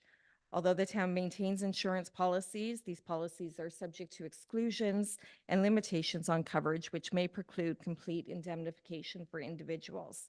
The primary purpose of insurance with the town is, of course, to protect the interests of the corporation as an entity, and that means that not necessarily members of council or local boards or town employees and officials may be covered. The bylaw, therefore, is intended to address those occasions as well as those instances where a conflict of interest may arise, which requires an individual to obtain other legal representation from that of the corporation, being the town. As well, in circumstances, there's also gaps in regards to coverage of claims, such as payment of fines or penalties. Insurance typically doesn't cover those type of situations. So the bylaw is provided to allow municipal officers to perform their duties without threat of fines or penalties, as long as their actions are in the best interest of the town. There are some restrictions or limitations in the bylaw which would not provide coverage. And those are covered on page 3, where I've outlined specifically areas that would not be covered by the indemnification bylaw. So the indemnification bylaw, subject to meeting certain requirements, will also address limitations that exist in the current legislation. In particular to former employees, members of council and local boards. There's many occasions where a lawsuit will arise after an individual has left their employ or is no longer on council, and they may be personally named in a lawsuit. This would be such a case that would apply so long as there is certain, they meet the certain eligibility that's outlined in the indemnification bylaw. So this would allow for both during as well as for past activities, so long as it was performed within the time that they were with the town. Lastly, it offers consistency in the determination of when indemnification is appropriate and creates a procedure to follow for members of council, board, and employees, since the issues faced by both are very similar in nature. On page 3 of the report, under heading 4, it does outline specifically when it would apply.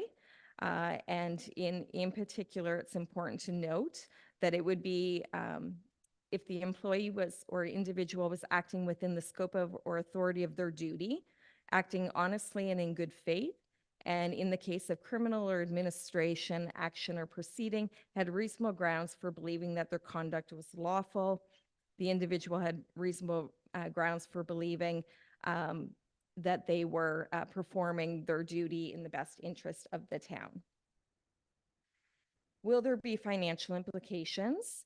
There may be future financial implications to the town in enacting such a bylaw, as the bylaw is intended to cover any shortfalls, gaps in insurance, and the legislation fails to afford protection to its current and former employees or members of council or local boards who have met the requirements outlined in the bylaw. Therefore, there may be occasions when a proceeding, when the town would be required to pay or reimburse the legal costs of an individual to defend an action, or as well if there's a cost award or a damages award made against them. The financial impact, unfortunately, is unknown, as future claims cannot be foreseen or predicted, and but the financial impact should be, however, be considered a normal cost of operating a municipal corporation and employing staff, members of council, and local boards of the municipality. This added layer of protection assists the town in attracting and retaining the best municipal team possible. And therefore, again, just to repeat, the recommendation is to adopt a bylaw to provide indemnification for members of council, boards, and employees. And I leave this now if Sure. there's any questions. Yeah, thank you very much. So Tammy just read you the recommendation, so I'll ask for questions or comments. The Deputy Mayor and then Councillor Grace. Thank you, Mr. Mayor. Through you, for clarification, right at the end there, you said local boards of the municipality. Would this provide coverage for example, Councillor Grace, who sits on the SMART board, Councillor Halpin and Mayed, who sit on the Conservation Authority. So they're not local boards of the municipality, but we've positioned them to be our representatives. Westario fits into that category too.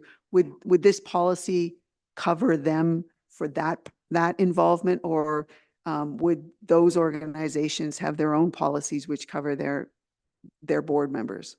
So the use of local boards is actually taken directly from the Municipal Conflict of Interest Act. So it would entail the coverage that's afforded in that definition, because that's the basis where the legislative authority to pass this bylaw. Deputy Mayor. So does that include them or not? Well, I'd have to look specifically at thank the you. act on Yeah, okay. that, and I could get back to you on that point. Okay, thank you. Councillor Grace. Thank you, Mr. Mayor. Tammy, thank you for this. My question is about the Clean Water Act. I know that there's something in here, I just lost it, indicating that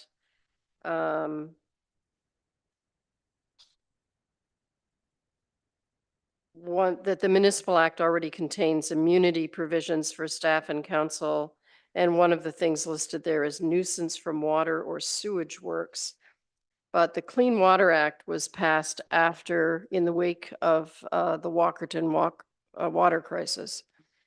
And as a result, the potential punishment and fines, including possible prison time for council and staff as a result of violations and damages from the violation of the Clean Water Act, are formidable. We have training sessions every year for council and staff members. So I guess I'm wondering, would this added indemnification cover us in that situation? And through you, Mr. Mayor, that's a very good question. So in addition to the Clean Water Act, there's also other legislation that's in place that potentially could give rise to a criminal proceeding with fines and penalties. Each of those specific acts, and I've not referenced them, and I've not looked specifically at the provisions of the Clean Water Act. However, the bylaw as drafted currently excludes certain criminal actions, but there are some exclusions and some exemptions to that. So under 2.1 of the proposed bylaw, it does go into where it would not apply. However, there is, for instance, under 2.1C, an exemption if any individual, if any other individual did not participate in such act or did not have personal knowledge thereof. The intent of the bylaw is really to not indemnify those that participated in a criminal act intentionally and not in good faith. And so that is the way it's been drafted. Under sub 3 of the indemnification, there are certain subjects to the exclusions. And in that, 3.2A sub 3, in the case of a criminal or administrative action or proceeding that is enforced by a monetary penalty, the individual had reasonable grounds for believing that his or her conduct was lawful. And so there would have to be a review of a very site specific of what had occurred to determine whether indemnification would be warranted or not. And you'll see in the bylaw that what's proposed is not that each occasion come back to council, and it's totality, but rather a committee be formed of 3 people. It would be the CAO as well as 2 members, depending on, it could be two senior employees or 2 members or a combination of both. And members may include a member of council or a board. So it doesn't specifically have to be the same committee each time, but those individuals have the ability to review the facts of the case when asked to indemnify someone and make a determination as to whether they would qualify or not. But included in that is the ability that when they do give that position, they have the ability to include recommendations and any terms or conditions that should apply. So in that case, there could be conditions that say that the indemnification is conditional on not a finding that that person acted in bad faith or intentionally did something fraudulent. So if there's circumstances where there was a reasonable to believe they were acting in good faith, there may be coverage there. Okay.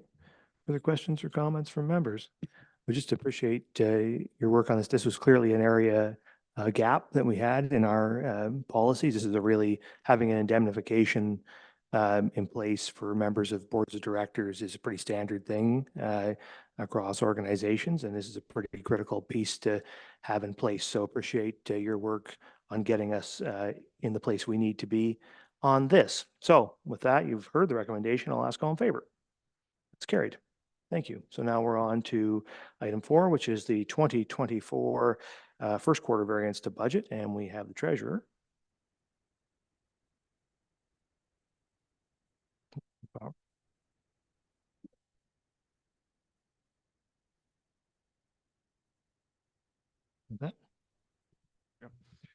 Thank you, Mr. Mayor. The first quarter variance to budget report gives a summary of the town's financial operating results for the quarter ended March 31st, 2024. A small improvement of 0.2 million in the accumulated surplus is expected as a result of the first quarter results. All departments are continuing to work on actively monitoring financials as a means of ensuring that our business planning activities and financial monitoring are working in tandem. Thank you, and happy to take any questions. Thank you. So the recommendation is the council receive the 2024 first quarter variance to budget report for information. Questions or comments from members? Seeing none. Oh, the Deputy Mayor. I was waiting to see if anybody else wanted to go first. Just a question for the treasurer. You mentioned, or the report shows that salary and benefit costs are 0.2 million lower than budgeted. So then the surplus you've got mentioned is 0.2 million.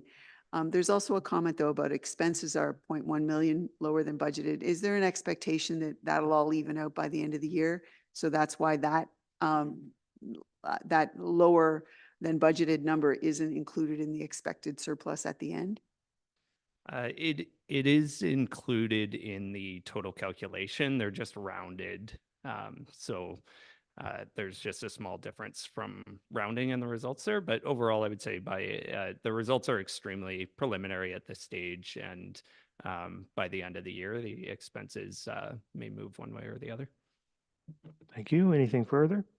Yep, hard to read too much into the first quarter, but thanks for giving us the update and looking forward to your future updates. With that, I'll ask all in favor.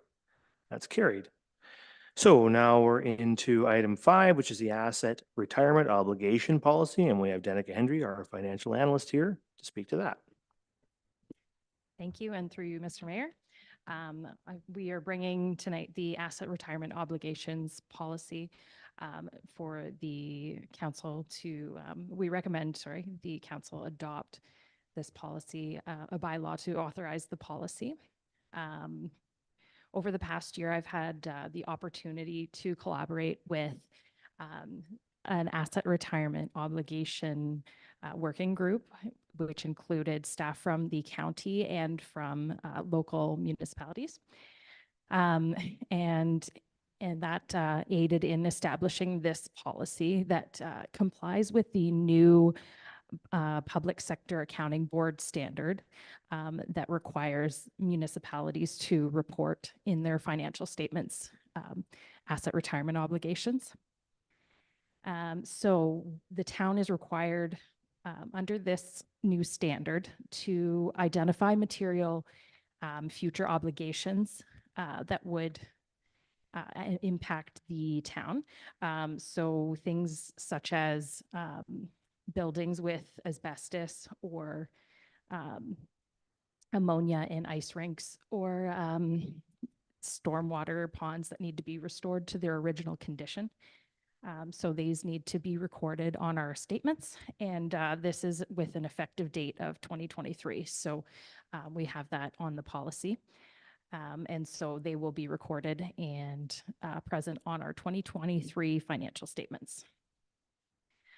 So there are no costs associated with this report, but it will be represented on the statements, which helps more accurately reflect our financial position of the town. And these new reporting requirements also highlight these obligations so that we are adequately prepared in the future. Okay, thank you very much. So there is a recommendation that council adopt a bylaw to authorize the asset retirement obligation policy. Are there questions or comments? Deputy Mayor and then Councillor Halpin. Thank you. Two questions. The policy, and I'm trying to scroll down, the policy that's attached has a schedule or a flow chart at the end. I just was hoping for clarification. At the bottom of the flow chart, it mentions section PS 3280 or section 3260 or 3200. What does the PS stand for on the flow chart? That's the public sector accounting standards.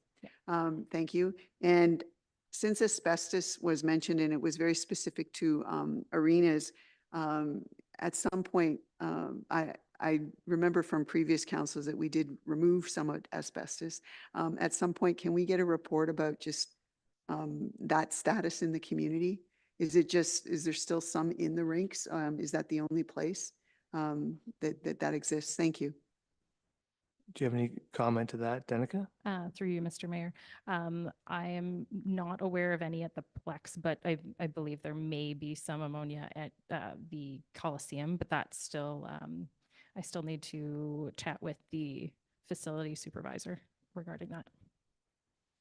Am I correct, and just to follow up on the Deputy Mayor's question, am I correct that when we receive the audited financial statements, that all of these assets that are required to be reported, that we will be able to have a listing at that time to see what asset retirement obligations listed here make up the number that we're going to see as part of the audited financial statements?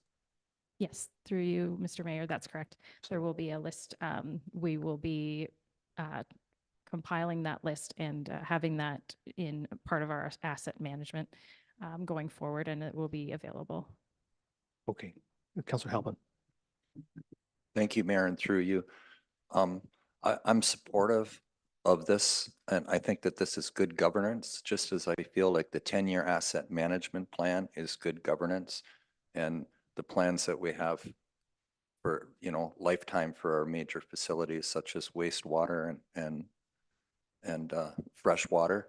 So I'm supportive of this, and I think it is good governance, and it's causing us to look ahead and making sure that we're leaving the community in a good way. So thank you for this report, and I do support it. Thank you. Any other questions or comments? Yeah, not only that, but it's also work that's required by law for us to complete.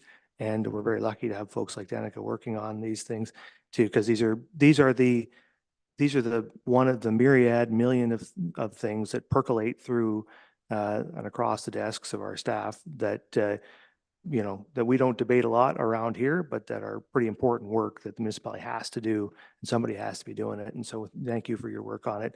And Danica, this is good stuff, much appreciated. So with that, I'll ask all in favor. That's carried. All right, so now we're on to our sixth report, which is on the Aquatic and Wellness Center debentures, and the treasurer's coming back.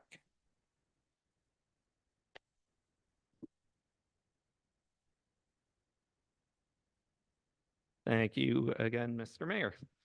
In June 2023, Council approved a borrowing bylaw with Infrastructure Ontario to fund up to $42.5 million in debt to finance the construction of the new Aquatic and Wellness Center through a fixed 30-year rate and term.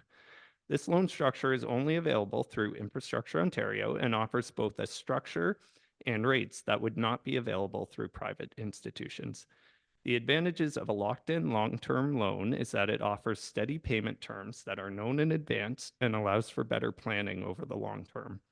The advantage of making multiple debentures is to allow for some risk mitigation by laddering the rates over the length of the construction period, further mitigating some of the interest rate risk.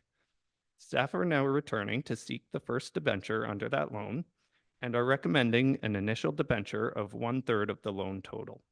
This amount will ensure that construction activity to date is funded and that cash flow is maintained through the middle stages of the project. The payments are within the range that was estimated throughout the planning of the project. The current estimated rate of this debenture is 4.90%, but the final rate will not be known until June 4th, and the bylaw with that final rate will return at the June 10th council meeting. If this debenture is approved, the plan would be to make the second debenture in early 2025. The second and/or third debenture amounts could be adjusted based on any additional funding that comes through fundraising or the grant application processes. Thank you very much. So the recommendation is the council adopt a bylaw to authorize a debenture through Infrastructure Ontario to fund a portion of the required debt on the Aquatic and Wellness Center. Questions or comments? The Vice Deputy Mayor. Thank you, Mr. Mayor. Just had a number of questions. And Daniel, I think you just covered that. So the legacy reserve, $2.2 or $2.3 million per year from tax levy, that's factored into these numbers? The portion of the debt that is being funded through the legacy reserve has payment amounts going in that will make these loan payments, yes. But what I guess what I'm asking is the 2.2 or 2.3 million impacts the borrowing capacity. It's all factored in? Can you repeat the question? Well, so we have so much money we can borrow, and you have to offset that with, I mean, there's loans and 4.9% interest rate. So the amount of money we're borrowing, is the $2.2 million from the legacy reserve factored into the amount of money we're borrowing? The payments from the 2.2 million going into the legacy reserve fund will be used to make payments on this debt. Yeah. Okay. Gotcha. The 4.9%, is it fair to say that if projections are correct, that the interest rates could come down this fall, early next year? I think the key lending rate, dropped 0.5 percentage point recently, I thought. That would obviously impact these numbers, maybe not significantly, but if it went down 1%, that could create more room with our borrowing capacity. I think it's important to note that changes in the overnight rate set by the Bank of Canada have some effect on the 30-year rate, but not a full effect on the 30-year rate. The 30-year rate is a very long-term rate that is set through interest rates on bonds and that type of instrument for the years 1 through 5, and then years 6 through 10, and 11 through 15. So changes in short-term interest rates may not have a huge impact on the type of rate available through a 30-year loan. Okay, but the 4.9% is through Infrastructure Ontario's fixed rate for 30 years, correct? Correct. Right. In the report where you talk about the remaining annual repayment limit, you've got in here after the Aquatic Wellness Center debt payments, you've got $75,000, $75,826. That's on an annual basis over 30 years. Is that correct? Am I reading that correctly? That's the amount of room we have left after the Wellness Center? That's the amount of room that would be left for debt payments in the immediate aftermath of these debt payments being added for the whole facility. That number does grow with our revenues. So as our revenues grow in 2025, 2026, and future years, it would recover. And as other debt payments come off of our Okay. books, it would also And regenerate. Could that number change depending on the amount of monies raised through a fundraising campaign? Has the fundraising campaign number been factored into these numbers? No, that number absolutely assumes that we take the full loan of $42.5 million. That could come down. And if if less funding was needed through Gotcha, debt, then gotcha. that number would. So last question, the remaining debt capacity, 30 years at 4%, that's $1.3 million per year over 30 years. You're saying that that's still the amount of room that we have after the wellness center debts, the debenture of $42 million is taken out. We have about $1.3 million per year in room. Is that correct? No, that $1.3 million would not be the amount available per year. That would be the total amount of debt that could be funded under the existing annual repayment limit. So after the debt from past projects and from the Aquatic and Wellness Center, we would be quite close to our limit, to our self-imposed limit of the 45% of the annual repayment limit that goes to tax-funded projects. Okay, so the 1.3 million wrong in my mind. So we don't have 1.3 million. We have the 75,826 room, not the 1.3. That's correct.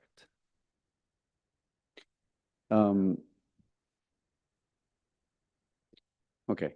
And just the last, I guess over 30 years, Dan, you probably crunched that number, but it's what, 75, 80 million dollars with interest built in for Aquatic Wellness Center at 4.9? I don't have that number of the nominal payments over the life. Could I get that? Could I get that sometime from you? Absolutely. I'd be interested in seeing the number. Thanks. Just really important, I just want to clarify in that, and what Dan said there was really important. We're reaching the top end of the self-imposed limits that we have in the ARL. So council has divided the ARL into 3 pools, one of which is for these type of projects, rate funded, for tax funded projects. And there's a whole other pool for rate funded projects, water and sewer, that kind of thing. And then another additional buffer for emergency use. So we are not, I just want to be very clear for anybody listening, the municipality is not approaching the top end of its ARL, its annual repayment limit. It's reaching in this category of the ARL. It's used up a large chunk of that piece, which will correct over time, but still lots of borrowing capacity to meet any critical infrastructure needs of the municipality. The Deputy Mayor.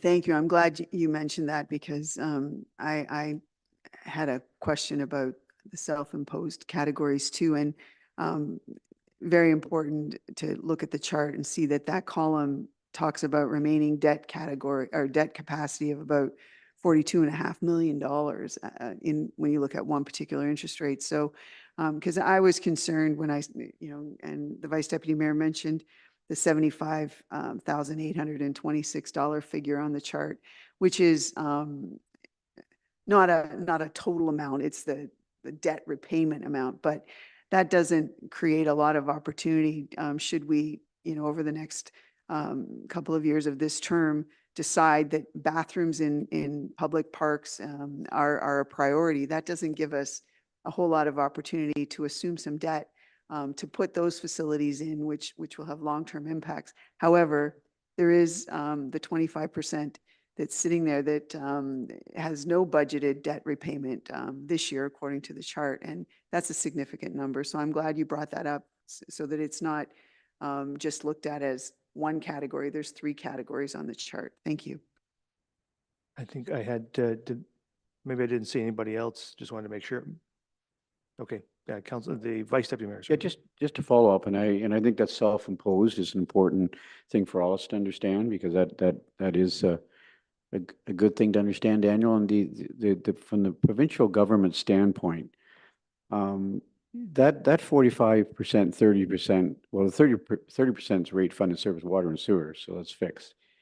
But the contingency for emergency situations is that a government imposed number? I'm talking about provincial government, or are these 45%, 30 and 25 are self-imposed numbers, or does the province dictate to us we have to keep 25%? There's no legislative requirement for that contingency fund. It is purely self-imposed. So the 25%, and that's a good thing. We keep that as a contingency fund for emergency situations. But if push came to shove and we really did need to dip into that, we could, correct? At the discretion of council, yes. Okay, thank you. Councillor Stack and then Halpin. Thank you. Just a quick question, and it's strictly for my comprehension. So the 3 debentures we're going to issue, or we're going to solicit, are all 3 subject to the 4.9%, or is the rate as we solicit the second one, it's a different rate? Or sorry, is it subject to the same fixed rate, all 3 debentures in total? The rate is set at the time of debenture, so that may change on future debentures, which is again partially the reasoning for splitting it into 3 chunks so that we can lock in a certain rate on a certain portion of the loan now. And just sort of using a crystal ball, so I apologize in advance for the request, but based on the timeline for the remaining 2 debentures, we don't expect a major, barring some wild swing in the Bank of Canada's monetary policy, we don't expect a significant swing in that interest rate? I don't think I'm qualified to give an answer on that. And again, I think that speaks to the approach that we're taking here. The rates are impacted by Bank of Canada decisions and other factors in the economy. So you can see changes at any time. And we're not in the business of prognosticating that. Okay, Councillor Halpin. Thank you, Mayor, and through you. I think it's a good policy to spread it out over 3, and hopefully we'll be lucky and the interest rates will go down. I also am a real big fan of fixed and I've never liked floating rates. We've been spending well on recreation, and that's good. We've been spending well on it, but I'm going to be one for speaking a lot for staying within our means. I'm not going to lie, sometimes get nervous at the amount of debt and the amount of growth that we're going. And, I think I'll be trying to be a pretty fiscal conservative for the next little while. Thank you. Thank you. Further comments? I think it's just important to be clear that, we have talked for a long time about the financial plan for the Aquatics and Wellness Center. We've approved business plans and a financing plan for this. This is just another step in executing the financial plan, which has been discussed, debated, and approved by this council. And it's a good plan. It's a solid plan. It's a plan the municipality can afford. Hopefully, we have some success at raising some funds like we discussed earlier to offset that. That will enable us to do more things. But to spend less money here means you can spend more money on other potential projects. But folks should understand out there in the community, I know council understands this, that this is all just the execution of a plan that has long developed, and that we can pay for this project. We figured out how to pay for it, and our treasurer is helping us to execute that with beginning to issue debentures. And issuing debentures is exciting because it means you have to pay for a project that's under construction, which will hopefully be open before too long. So let's keep our fingers crossed on that front. So with that, you've heard the recommendation. I'll ask all in favor. That's carried. All right, the final report there is the Team Saugeen Diversity, Equity, and Inclusion Action Plan implementation, and we have the Manager, Human Resources, to talk to us about that.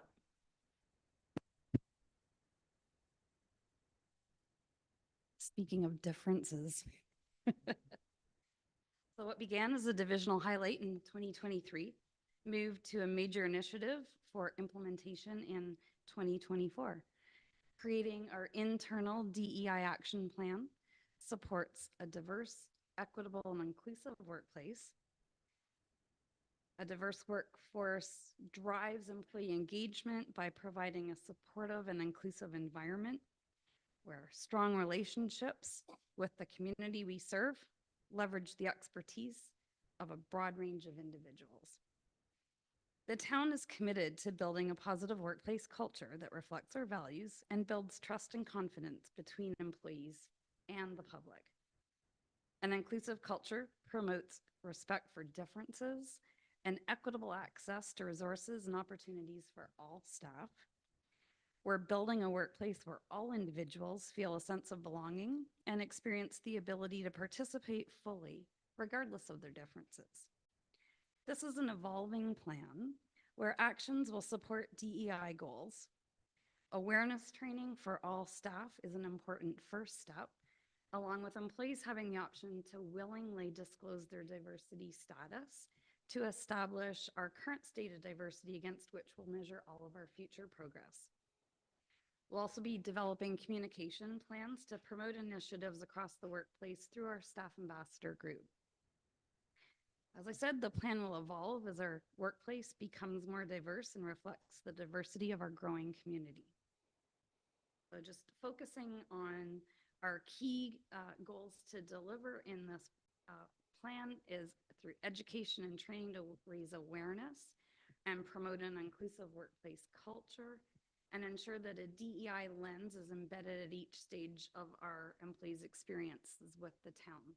But those we'll talk about next year with the update for the 2025 initiatives. Does anyone have any questions? Sure. So it's recommended that council receive this team Saugeen Diversity, Equity, and Inclusion Action Plan implementation report for information. Is there questions or comments from the members? And we got the deputy mayor and then Councillor Grace.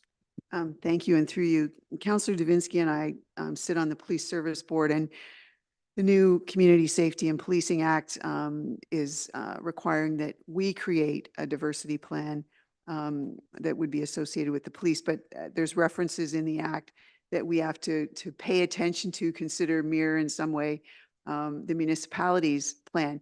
Can I assume that this document would be something that we can then take as the plan at the moment and use it to build our own plan that would consider, mirror, reflect the municipal plan? It was a question that I was going to pose. When will we have a diversity plan for the municipality? Is this the plan, what we see before us tonight? Through you, Mayor Charbonneau, yes, this is our plan, and we're happy to extend it for use with the police service. Thank you. Okay, Councillor Grace. Thank you, Mr. Mayor. Thank you, Janice, for this. And it is so important to make everyone feel worthwhile and that their contributions are valuable, that they are seen as important individuals. And it's, as you say, it's really important for the performance and productivity of the whole corporation and community within our corporation. So thank you very much for your work on this. Thank you. Further comments? I think it's just worth noting. Thanks for your work on this. But, the more you get out in our community, the more you realize how increasingly diverse it is. There's just an awful lot of folks from different cultures and backgrounds that have been here, for a long time, moving here now. And it's an exciting thing for our community. It really brings an exciting vibrancy to our community and a whole new energy, which I think is exciting. And so I think it's an important thing for us to, as that happens, for us to have these kinds of policies to understand how our organization interacts with the municipal community as it changes, right? And attempts to reflect that community that we're supposed to be working for and representing. So it's good work. It's important work. I really appreciate your effort on it, Janice and your team. And yeah, thanks for doing it. So with that, I'll ask all in favor. That's carried. Thank you. All right, so that brings us to the end of our reports, and we're on to communications petitions for the committee. There's 10 items there. Anybody want to talk to any of those? I got the Vice Deputy Mayor and then Councillor Grace. Yeah, thank you, Mr. Mayor. And I should have talked to Councillor Grace about this today. I meant to call you, Cheryl, and I got busy and did make that call. It was about Saugeen mobility. It's not a difficult question. It's just about I see the ridership, Councillor Grace, is up about 20% for Saugeen Shores in 2023, which is good. I have a couple of questions about numbers and about the Bruce County Transportation Study and any partnership opportunities with Gray County with their transportation system. But are you seeing the trending upward still, Cheryl, for a ridership for 2024? And secondly, did the Bruce County Transportation Study in partnership with Smart Mobility and Gray County, did that ever go anywhere? Or where are we at with that transportation study? Councillor Grace. So just in terms of the ridership, I think there was a slight decrease in March, but the number of rides and the amount of revenue from rides in April, which was just reported in our last meeting last Friday, went up like an average of 25 to 27%. So that's,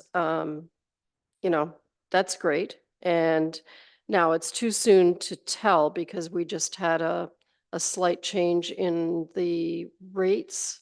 We started that April 1st. There are some other factors. For instance, Chatsworth, we started a pilot project there.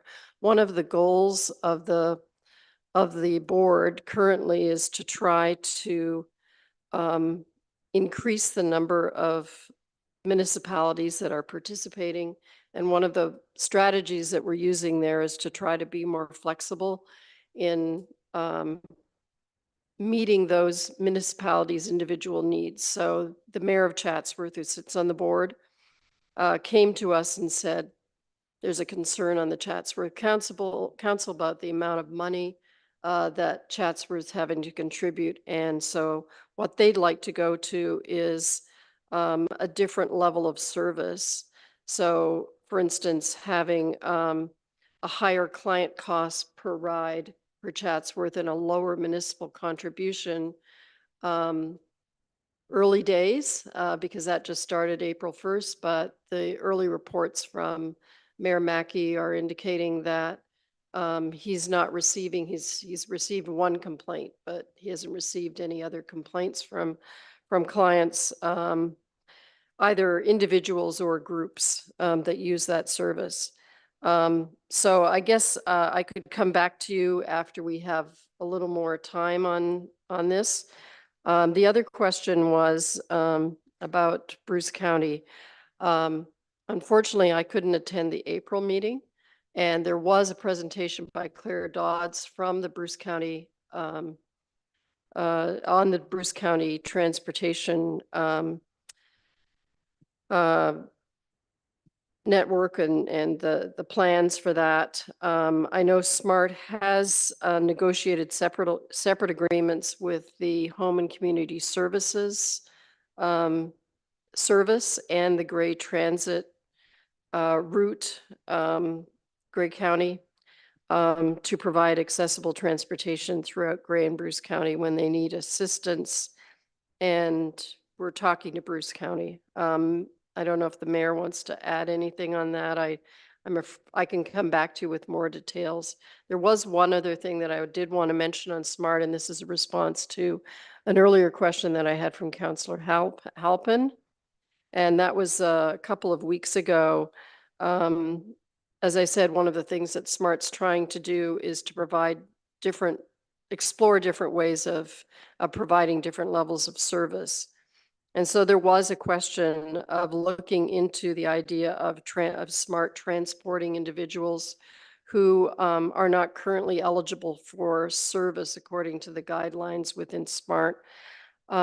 SMART did look into this, but there are a couple of identified issues with this. One, the most important, I guess, is that our current Ministry of Transportation license restricts us only to transporting eligible people.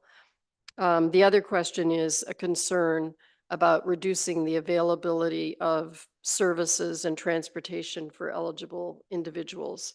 And how do we balance that? So at this point, we're not looking at that issue, but we do recognize the need for available public transportation, but I don't think that SMART's going to be the way to do it at this point. Okay. I did have another, sorry. Oh, no, I'm Yeah, okay, very sorry. good. Thank you. I've got another Yeah, point that I Counselor wanted Grace. to raise, another item on here. And that is about the, if I can find my notes on it. The one from St. Catharines on the roadside zoos. There we go. There was a resolution from St. Catharines to call for provincial regulations on the keeping of non-native wild animals, and indicating that Ontario has more of these zoos and roadside animal viewing parks or whatever than any other province. But Ontario has not developed regulations on this. And actually, I was interested in this because this is an issue I raised a couple of years ago with our former clerk, when we were talking about animal control bylaws. And I'd read an article about a situation in Grand Bend. And there was a fellow who had one of these zoos and was moving from, got continually kicked out of various municipalities. Basically the way municipalities had to deal with is they had to form their own bylaw, pass their own bylaw to try to specifically prohibit that. I mean, there are some safety concerns. In one case, a kangaroo escaped. In another case, a lion escaped. Fortunately, no human was injured, but in both cases, the animals were not so lucky. And, you know, that also doesn't even really address the issue of the, what are often inhumane treatments of these animals. So I don't believe that our animal control bylaw addresses this in any way at this point. I guess I would ask for us to come back with a supportive resolution on this issue, but also maybe consider if this is something we should be addressing in our own bylaw to prevent somebody from coming and trying to set up such a business here. So is that a motion then to support the resolution of the city of Yes, St. Catharines? please. It's moved by Counselor Grace and seconded by Counselor Stack. Any further discussion on the resolution from the city of St. Catharines? Seeing none, then all in favor? Opposed? That's carried. Okay, further comments on any of these, the Deputy Mayor? Thank you, Mr. Mayor. Number 5 on the list and number 10, I think, have something to do about water testing. I believe the province has addressed that, correct? That is correct. Okay, so just wanted to make sure about that. There are 3 items on the list that have something to do with conservation authorities. Number 2, number 3, and number 9 on the list. Number 3 and number 9, I would move to support those. I'm just reserving judgment on number 2 to people that perhaps have a little more knowledge. Number 2 is about officer reclassification, that, you know, perhaps that's a question that, you know, we need to see if that's an issue here. But number 3 and number 9 have to do with provincial funding and provincial restrictions and that sort of thing that I think they're worthy of some support. So you want to move to support them both? Yes. Okay, so it's moved by the Deputy Mayor that the resolutions from the municipality of West Perth and the municipality of Castleman be endorsed. Is there a seconder for that resolution? Seconded by Councillor Mayette. Any further discussion to those items? Seeing none, then all in favor? That's carried. Any further items of these, the Deputy Mayor? Oh, sorry, I didn't turn my mic off, but number 6 has to do with a provincial lag in giving royal assent to something that had been passed in 2019, which provided some, it's called the Administrative Monetary Penalty System in the Ontario Building Code Act. It provides some flexibility related to opportunities or challenges within the building code enforcement, and also sets up, I guess, a little more opportunistically set up process that doesn't necessarily involve going to provincial offenses court. So I think there's some merit to supporting this too. It's basically asking the province to do something that they said they were going to do. What's the date in here? In 2017, they wrote this administrative monetary penalty system into the building code, but it hasn't been, it hasn't received royal assent. So this is just encouragement to follow through. Thank you. CAO. Through you, Mr. Mayor, I just wanted to highlight for council that the municipal monetary fund, I don't know if I got it close to right, penalty system is one of the major initiatives that Chief Mellison is looking into this year on behalf or as part of our business plan. So we will be reporting back on that with more detail as well. So what do you want to do with it? Do you want to do something with it or wait for the report? We can wait because I think we'll get a good report. Thank you. Probably will. I suspect we will. All right. Councillor Mayette. Thank you, Mr. Mayor. And through you, the deputy mayor touched on it, number 2, which is the motion by the township of Coleman, which is up in New Liskeard, Latchford area, Northern Ontario, which by the way is experiencing a forest fire at the moment. So let's hope they're getting some of the rain that we're getting. Their motion is to reclassify conservation officers as peace officers for the purposes of being able to make arrests. I think this is a fairly common practice. Anybody who watches shows like Northwoods Law or Texas Ranger or whatever their police officers and conservation officers have the same powers. And this is what this is calling for, because these conservation officers are somewhat limited in their powers when they go into a situation and they observe wrongdoings, and they're under a lot of stress when they're in the hunting season. They're always walking into a situation where the people they're investigating are likely armed, and so I think it's a worthy resolution, and I think I would like to make a motion that we write a letter along with this motion and send it on to the minister's office or the premier's office. So it's moved by the councillor that council support the resolution from the township of Coleman. Is there a seconder for that? Councillor or the vice deputy mayor? Any further discussion? Seeing none, on favor? That's carried. Anybody else want to? I was going to speak to the other two about the conservation authorities, and basically what that is the minister has reserved the right to overturn decisions of the conservation authorities, either for or against developments. If a conservation authority turns one down, a minister can issue a minister's order to permit development in a regulated area. So I don't think it's going to get much traction, but it's worthwhile getting on board with that. Sure, yeah. I mean, from my perspective, sometimes the conservation authorities could use that kind of oversight. The deputy mayor. The only one left on the list is number 8, which is another resolution encouraging the province to take a look at something. The Municipal Freedom of Information and Protection of Privacy Act has not been comprehensively reviewed in over 30 years. Maybe it's due. So this one, I would move to support this, that, we encourage the province to take a look at something 30 years later. Okay, so the deputy mayor moves support for the resolution from the township of Allenwick. Is there a seconder? Councillor Davinsky. Any further discussion on that one? Seeing none, then all in favor. Opposed, if any? That's carried. Okay. So that's it, I think. Then we will move on. That's to the end of our agenda. It's 9 p.m. So we'll do a real quick round, nothing too long here on statements by members because we have some work yet to do. Start with the deputy mayor. Nothing this evening. Thank you. Vice deputy mayor.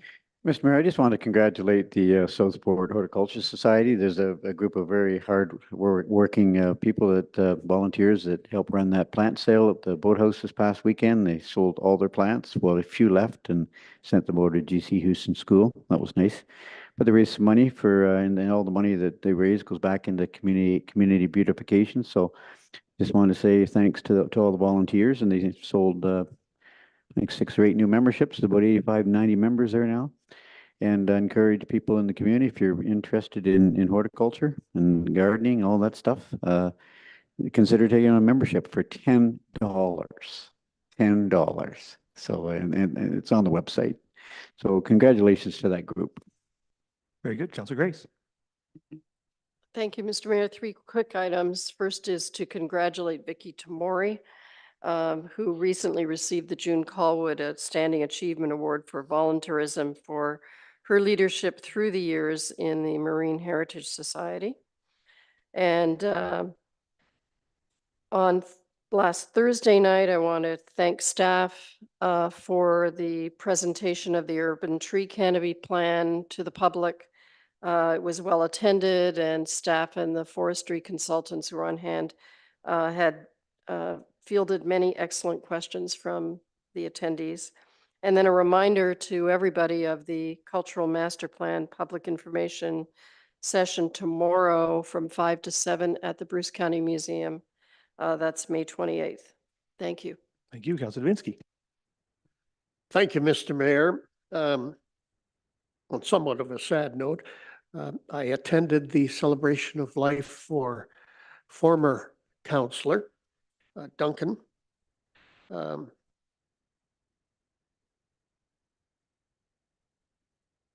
Duncan McCallum. And it was well attended. I think the two words that came out of it were love and laughs, of which he was both, and a great supporter of anybody who served on council when he was on council. Also, this Saturday is the Rotary Huron Shores Run. And I will again be donning the microphone and calling the people in and so on. It's my understanding, I've heard a rumor that another councillor at this table is going to take part in it, but I'll leave it to them to say anything. But it starts, it's Saturday morning. It goes to about 10:30, 11 o'clock. And you can have fun there and cheer the people on, just like we've done for years on end, and it's for a good cause. So I'll leave it at that. Thank you very much. Thank you, Councillor Mann. Thank you, Mr. Mayor. Just one thing, which is to congratulate the Port Elgin Rotary Club for putting on a fantastically successful event over the long weekend. 4 bands, thousands of people came. I haven't heard a single detraction from the way it was run, the way it went. There was no major incidents. A great time was had by all. I particularly enjoyed the Kim Mitchell component of it. That's more my shtick, but I was there both nights, voluntolding, I guess is what I was. But it was also a great opportunity for the Saugeen Shores Rotary Club, Southampton Rotary Club, Lions Club, all the different organizations that sent people out to help us with that. It was greatly appreciated, and a good time was had by all. Looking forward to future concerts soon. Awesome. Very good. Councillor Hain. Yeah, thank you, Mayor. Yeah, I just want to echo Councillor Mayette's statements. I saw him volunteering on Saturday. A good time at the Choose and Blue Rodeo. Looking forward to more of those in the future years. That's all. Thanks. Thank you, Councillor Halpin. Thank you, Mayor, and through you. I just want to draw everyone's attention to there's a Facebook group. It's called Garlic Mustard Challenge of Saugeen Shores. And it's Bob and Michelle Hunter and Ms. Payette. And there's one more big push going on Wednesday, May 29th, 2 to 3 p.m. Summerside Place between houses 221 and 217. And I've gone on a couple of mustard pulls, and you know, good thing, it gives you a nice garlicky smell when you're done. But I just encourage people to look at that website, look at what it looks like, and just check your own backyard, pull your own, look after your own garden. And when you see it, don't be afraid to pull it out. They want to get it all pulled out before it goes to seed. Thank you. Thank you, Councillor Stack. Thank you. I was hoping Councillor Mayette would maybe say he was running the race on Saturday, but it is me that will be doing it, to my great chagrin and regret already. And I am running it with my partner's 17-year-old daughter, so I'm sure I'll feel great after it. My only saving grace is that it is the Royals graduation, or sorry, prom night that night. So I'm hoping she'll be nice and tired from all the post-prom events and won't embarrass me. Thanks. I still can't get over going on a mustard pull. That's just something about that just makes me. Anyway, a couple things from me. It's been very, very busy couple of weeks. So just three things that I wanted to highlight. One was I went to an over 80 lunch at the Chantry Senior Center, which was awesome. It was a really full house of folks over the age of 80, and had a good lunch, and they were a great group. I thought that was fun, and just like the senior center is so great, so it was nice to go there.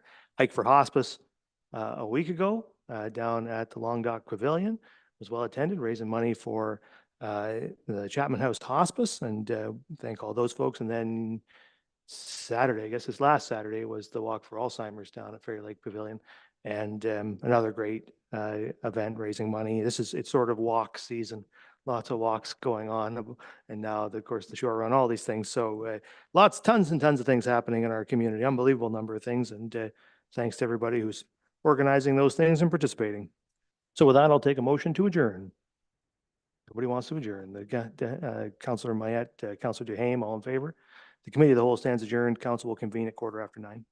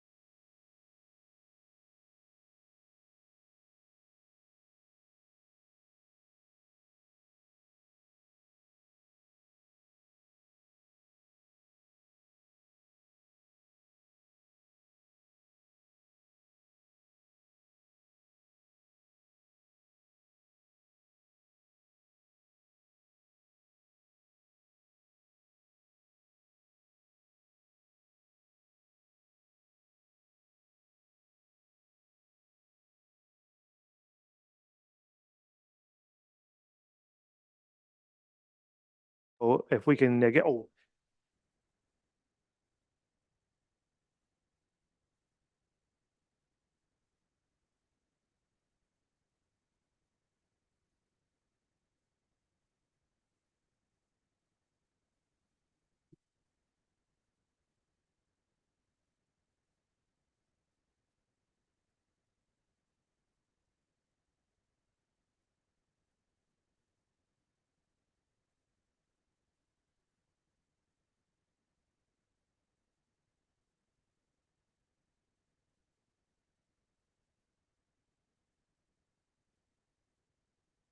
okay.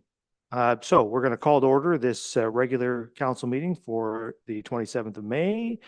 And hold on a second, pardon me, flashing around here. Okay.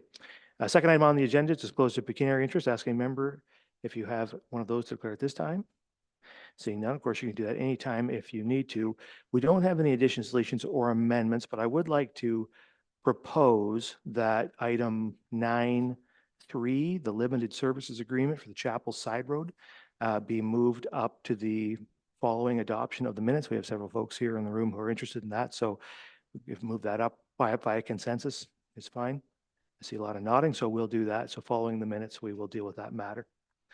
Okay, so that moves us on to the adoption of the minutes, two sets of minutes there, and there's a resolution that council adopt the minutes of the regular council meeting of May 13th, 2024, and note and file the minutes of the committee of the whole meeting of May 13th, 2024 as presented. Is there a mover and seconder? Halpin and Grace. Any questions or comments? Seeing none, all in favor? That's carried. All right, so now we will move down to item 9.3, which is a limited service agreement for the Chapel Side Road. There is a resolution that council authorized the Director of Operations to enter into a limited services agreement in respect of Chapel Side Road with John Cation as outlined. Is there a mover and seconder for that resolution? Moved by Halpin, seconded by Mayette.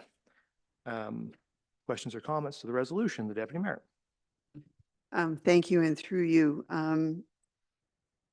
Just a couple of questions to clarify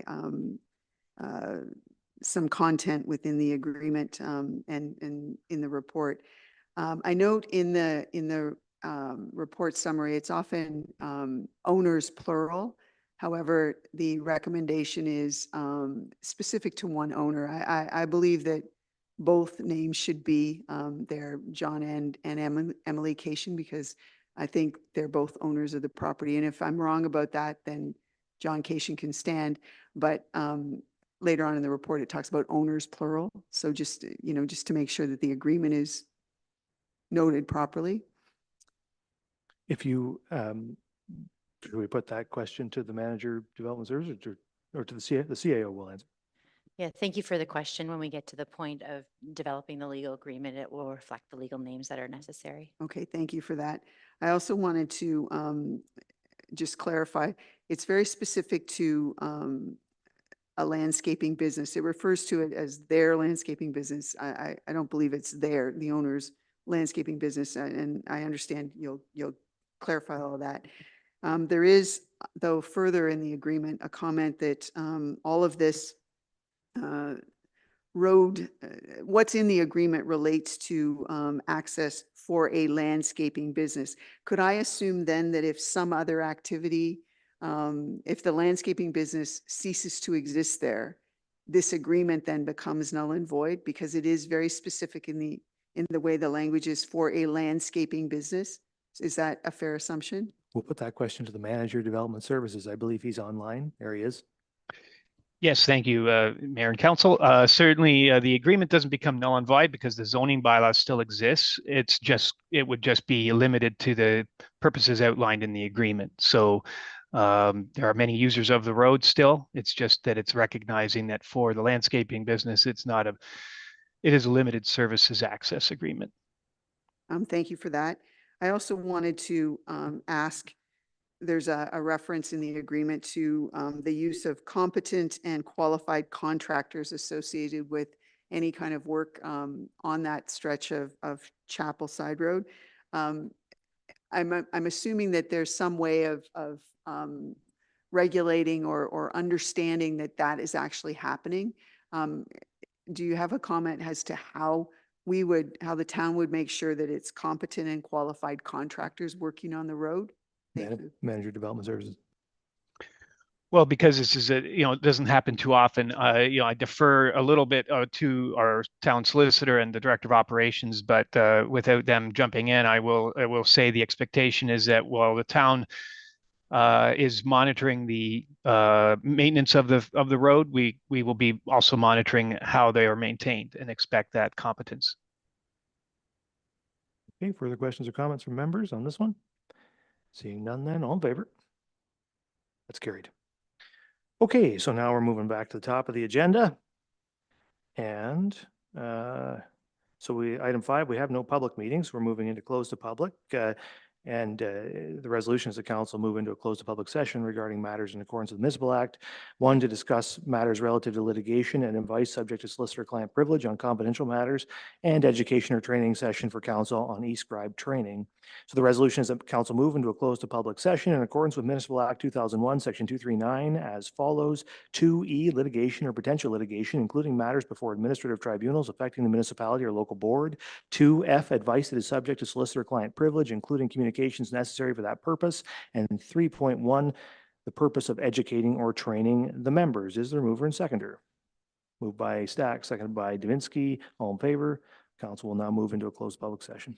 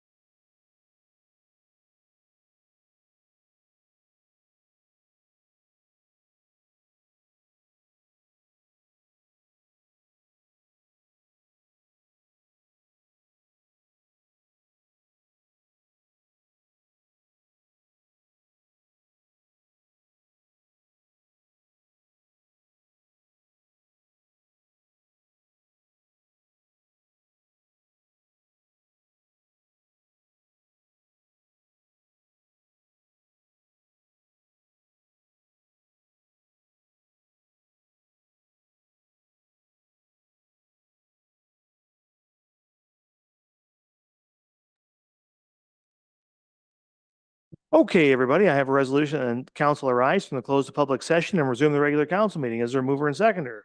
Moved by Grace, seconded by Davinsky. All in favor? We have now arisen from close, and I will report that council received information on matters relative to litigation and advice subject to solicitor-client privilege on confidential matters, and council received education and training with regard to eScribe. No business arising. We're on to reports of the Committee of the Whole. First one is May 13th, 2024 report regarding the 2023 preliminary operating financials. And there's a resolution that council receive the 2023 preliminary operating financials report for information. Is there a mover and seconder? Moved by the Deputy Mayor, seconded by Councillor Grace. Discussion? Seeing none, all in favor? Carried. On to item 9, report of municipal officers. The first one is a Municipal Heritage Committee report regarding the 2024 Heritage Conservation Award. There's a resolution that Sheila Latham be selected as the 2024 Heritage Conservation Award Program recipient. Is there a mover and seconder? Moved by Grace, seconded by Halpin. Councillor Grace, do you have any comments you want to make to this? No, Mr. Mayor, the report is there. There will be a formal presentation to Ms. Latham in September with fuller explanation about why she was chosen as the recipient. Thanks. Excellent. We'll look forward to that. So with that, if there's no questions or comments, all in favor? That's carried. Next then is item 2, appointment of special constables for bylaw enforcement. There's a resolution that council adopt bylaw 43, 2024, a bylaw to appoint bylaw enforcement officers for the town of Saugeen Shores. Is there a mover and seconder? Moved by Halpin, seconded by Duhame. Discussion. The Deputy Mayor, and we'll work our way down. Thank you. I had sent in a couple of comments, so I just, at some point, just want to clarify that the bylaw has been adjusted to reflect the new Community Safety and Policing Act. And because that shows up later, I realize, but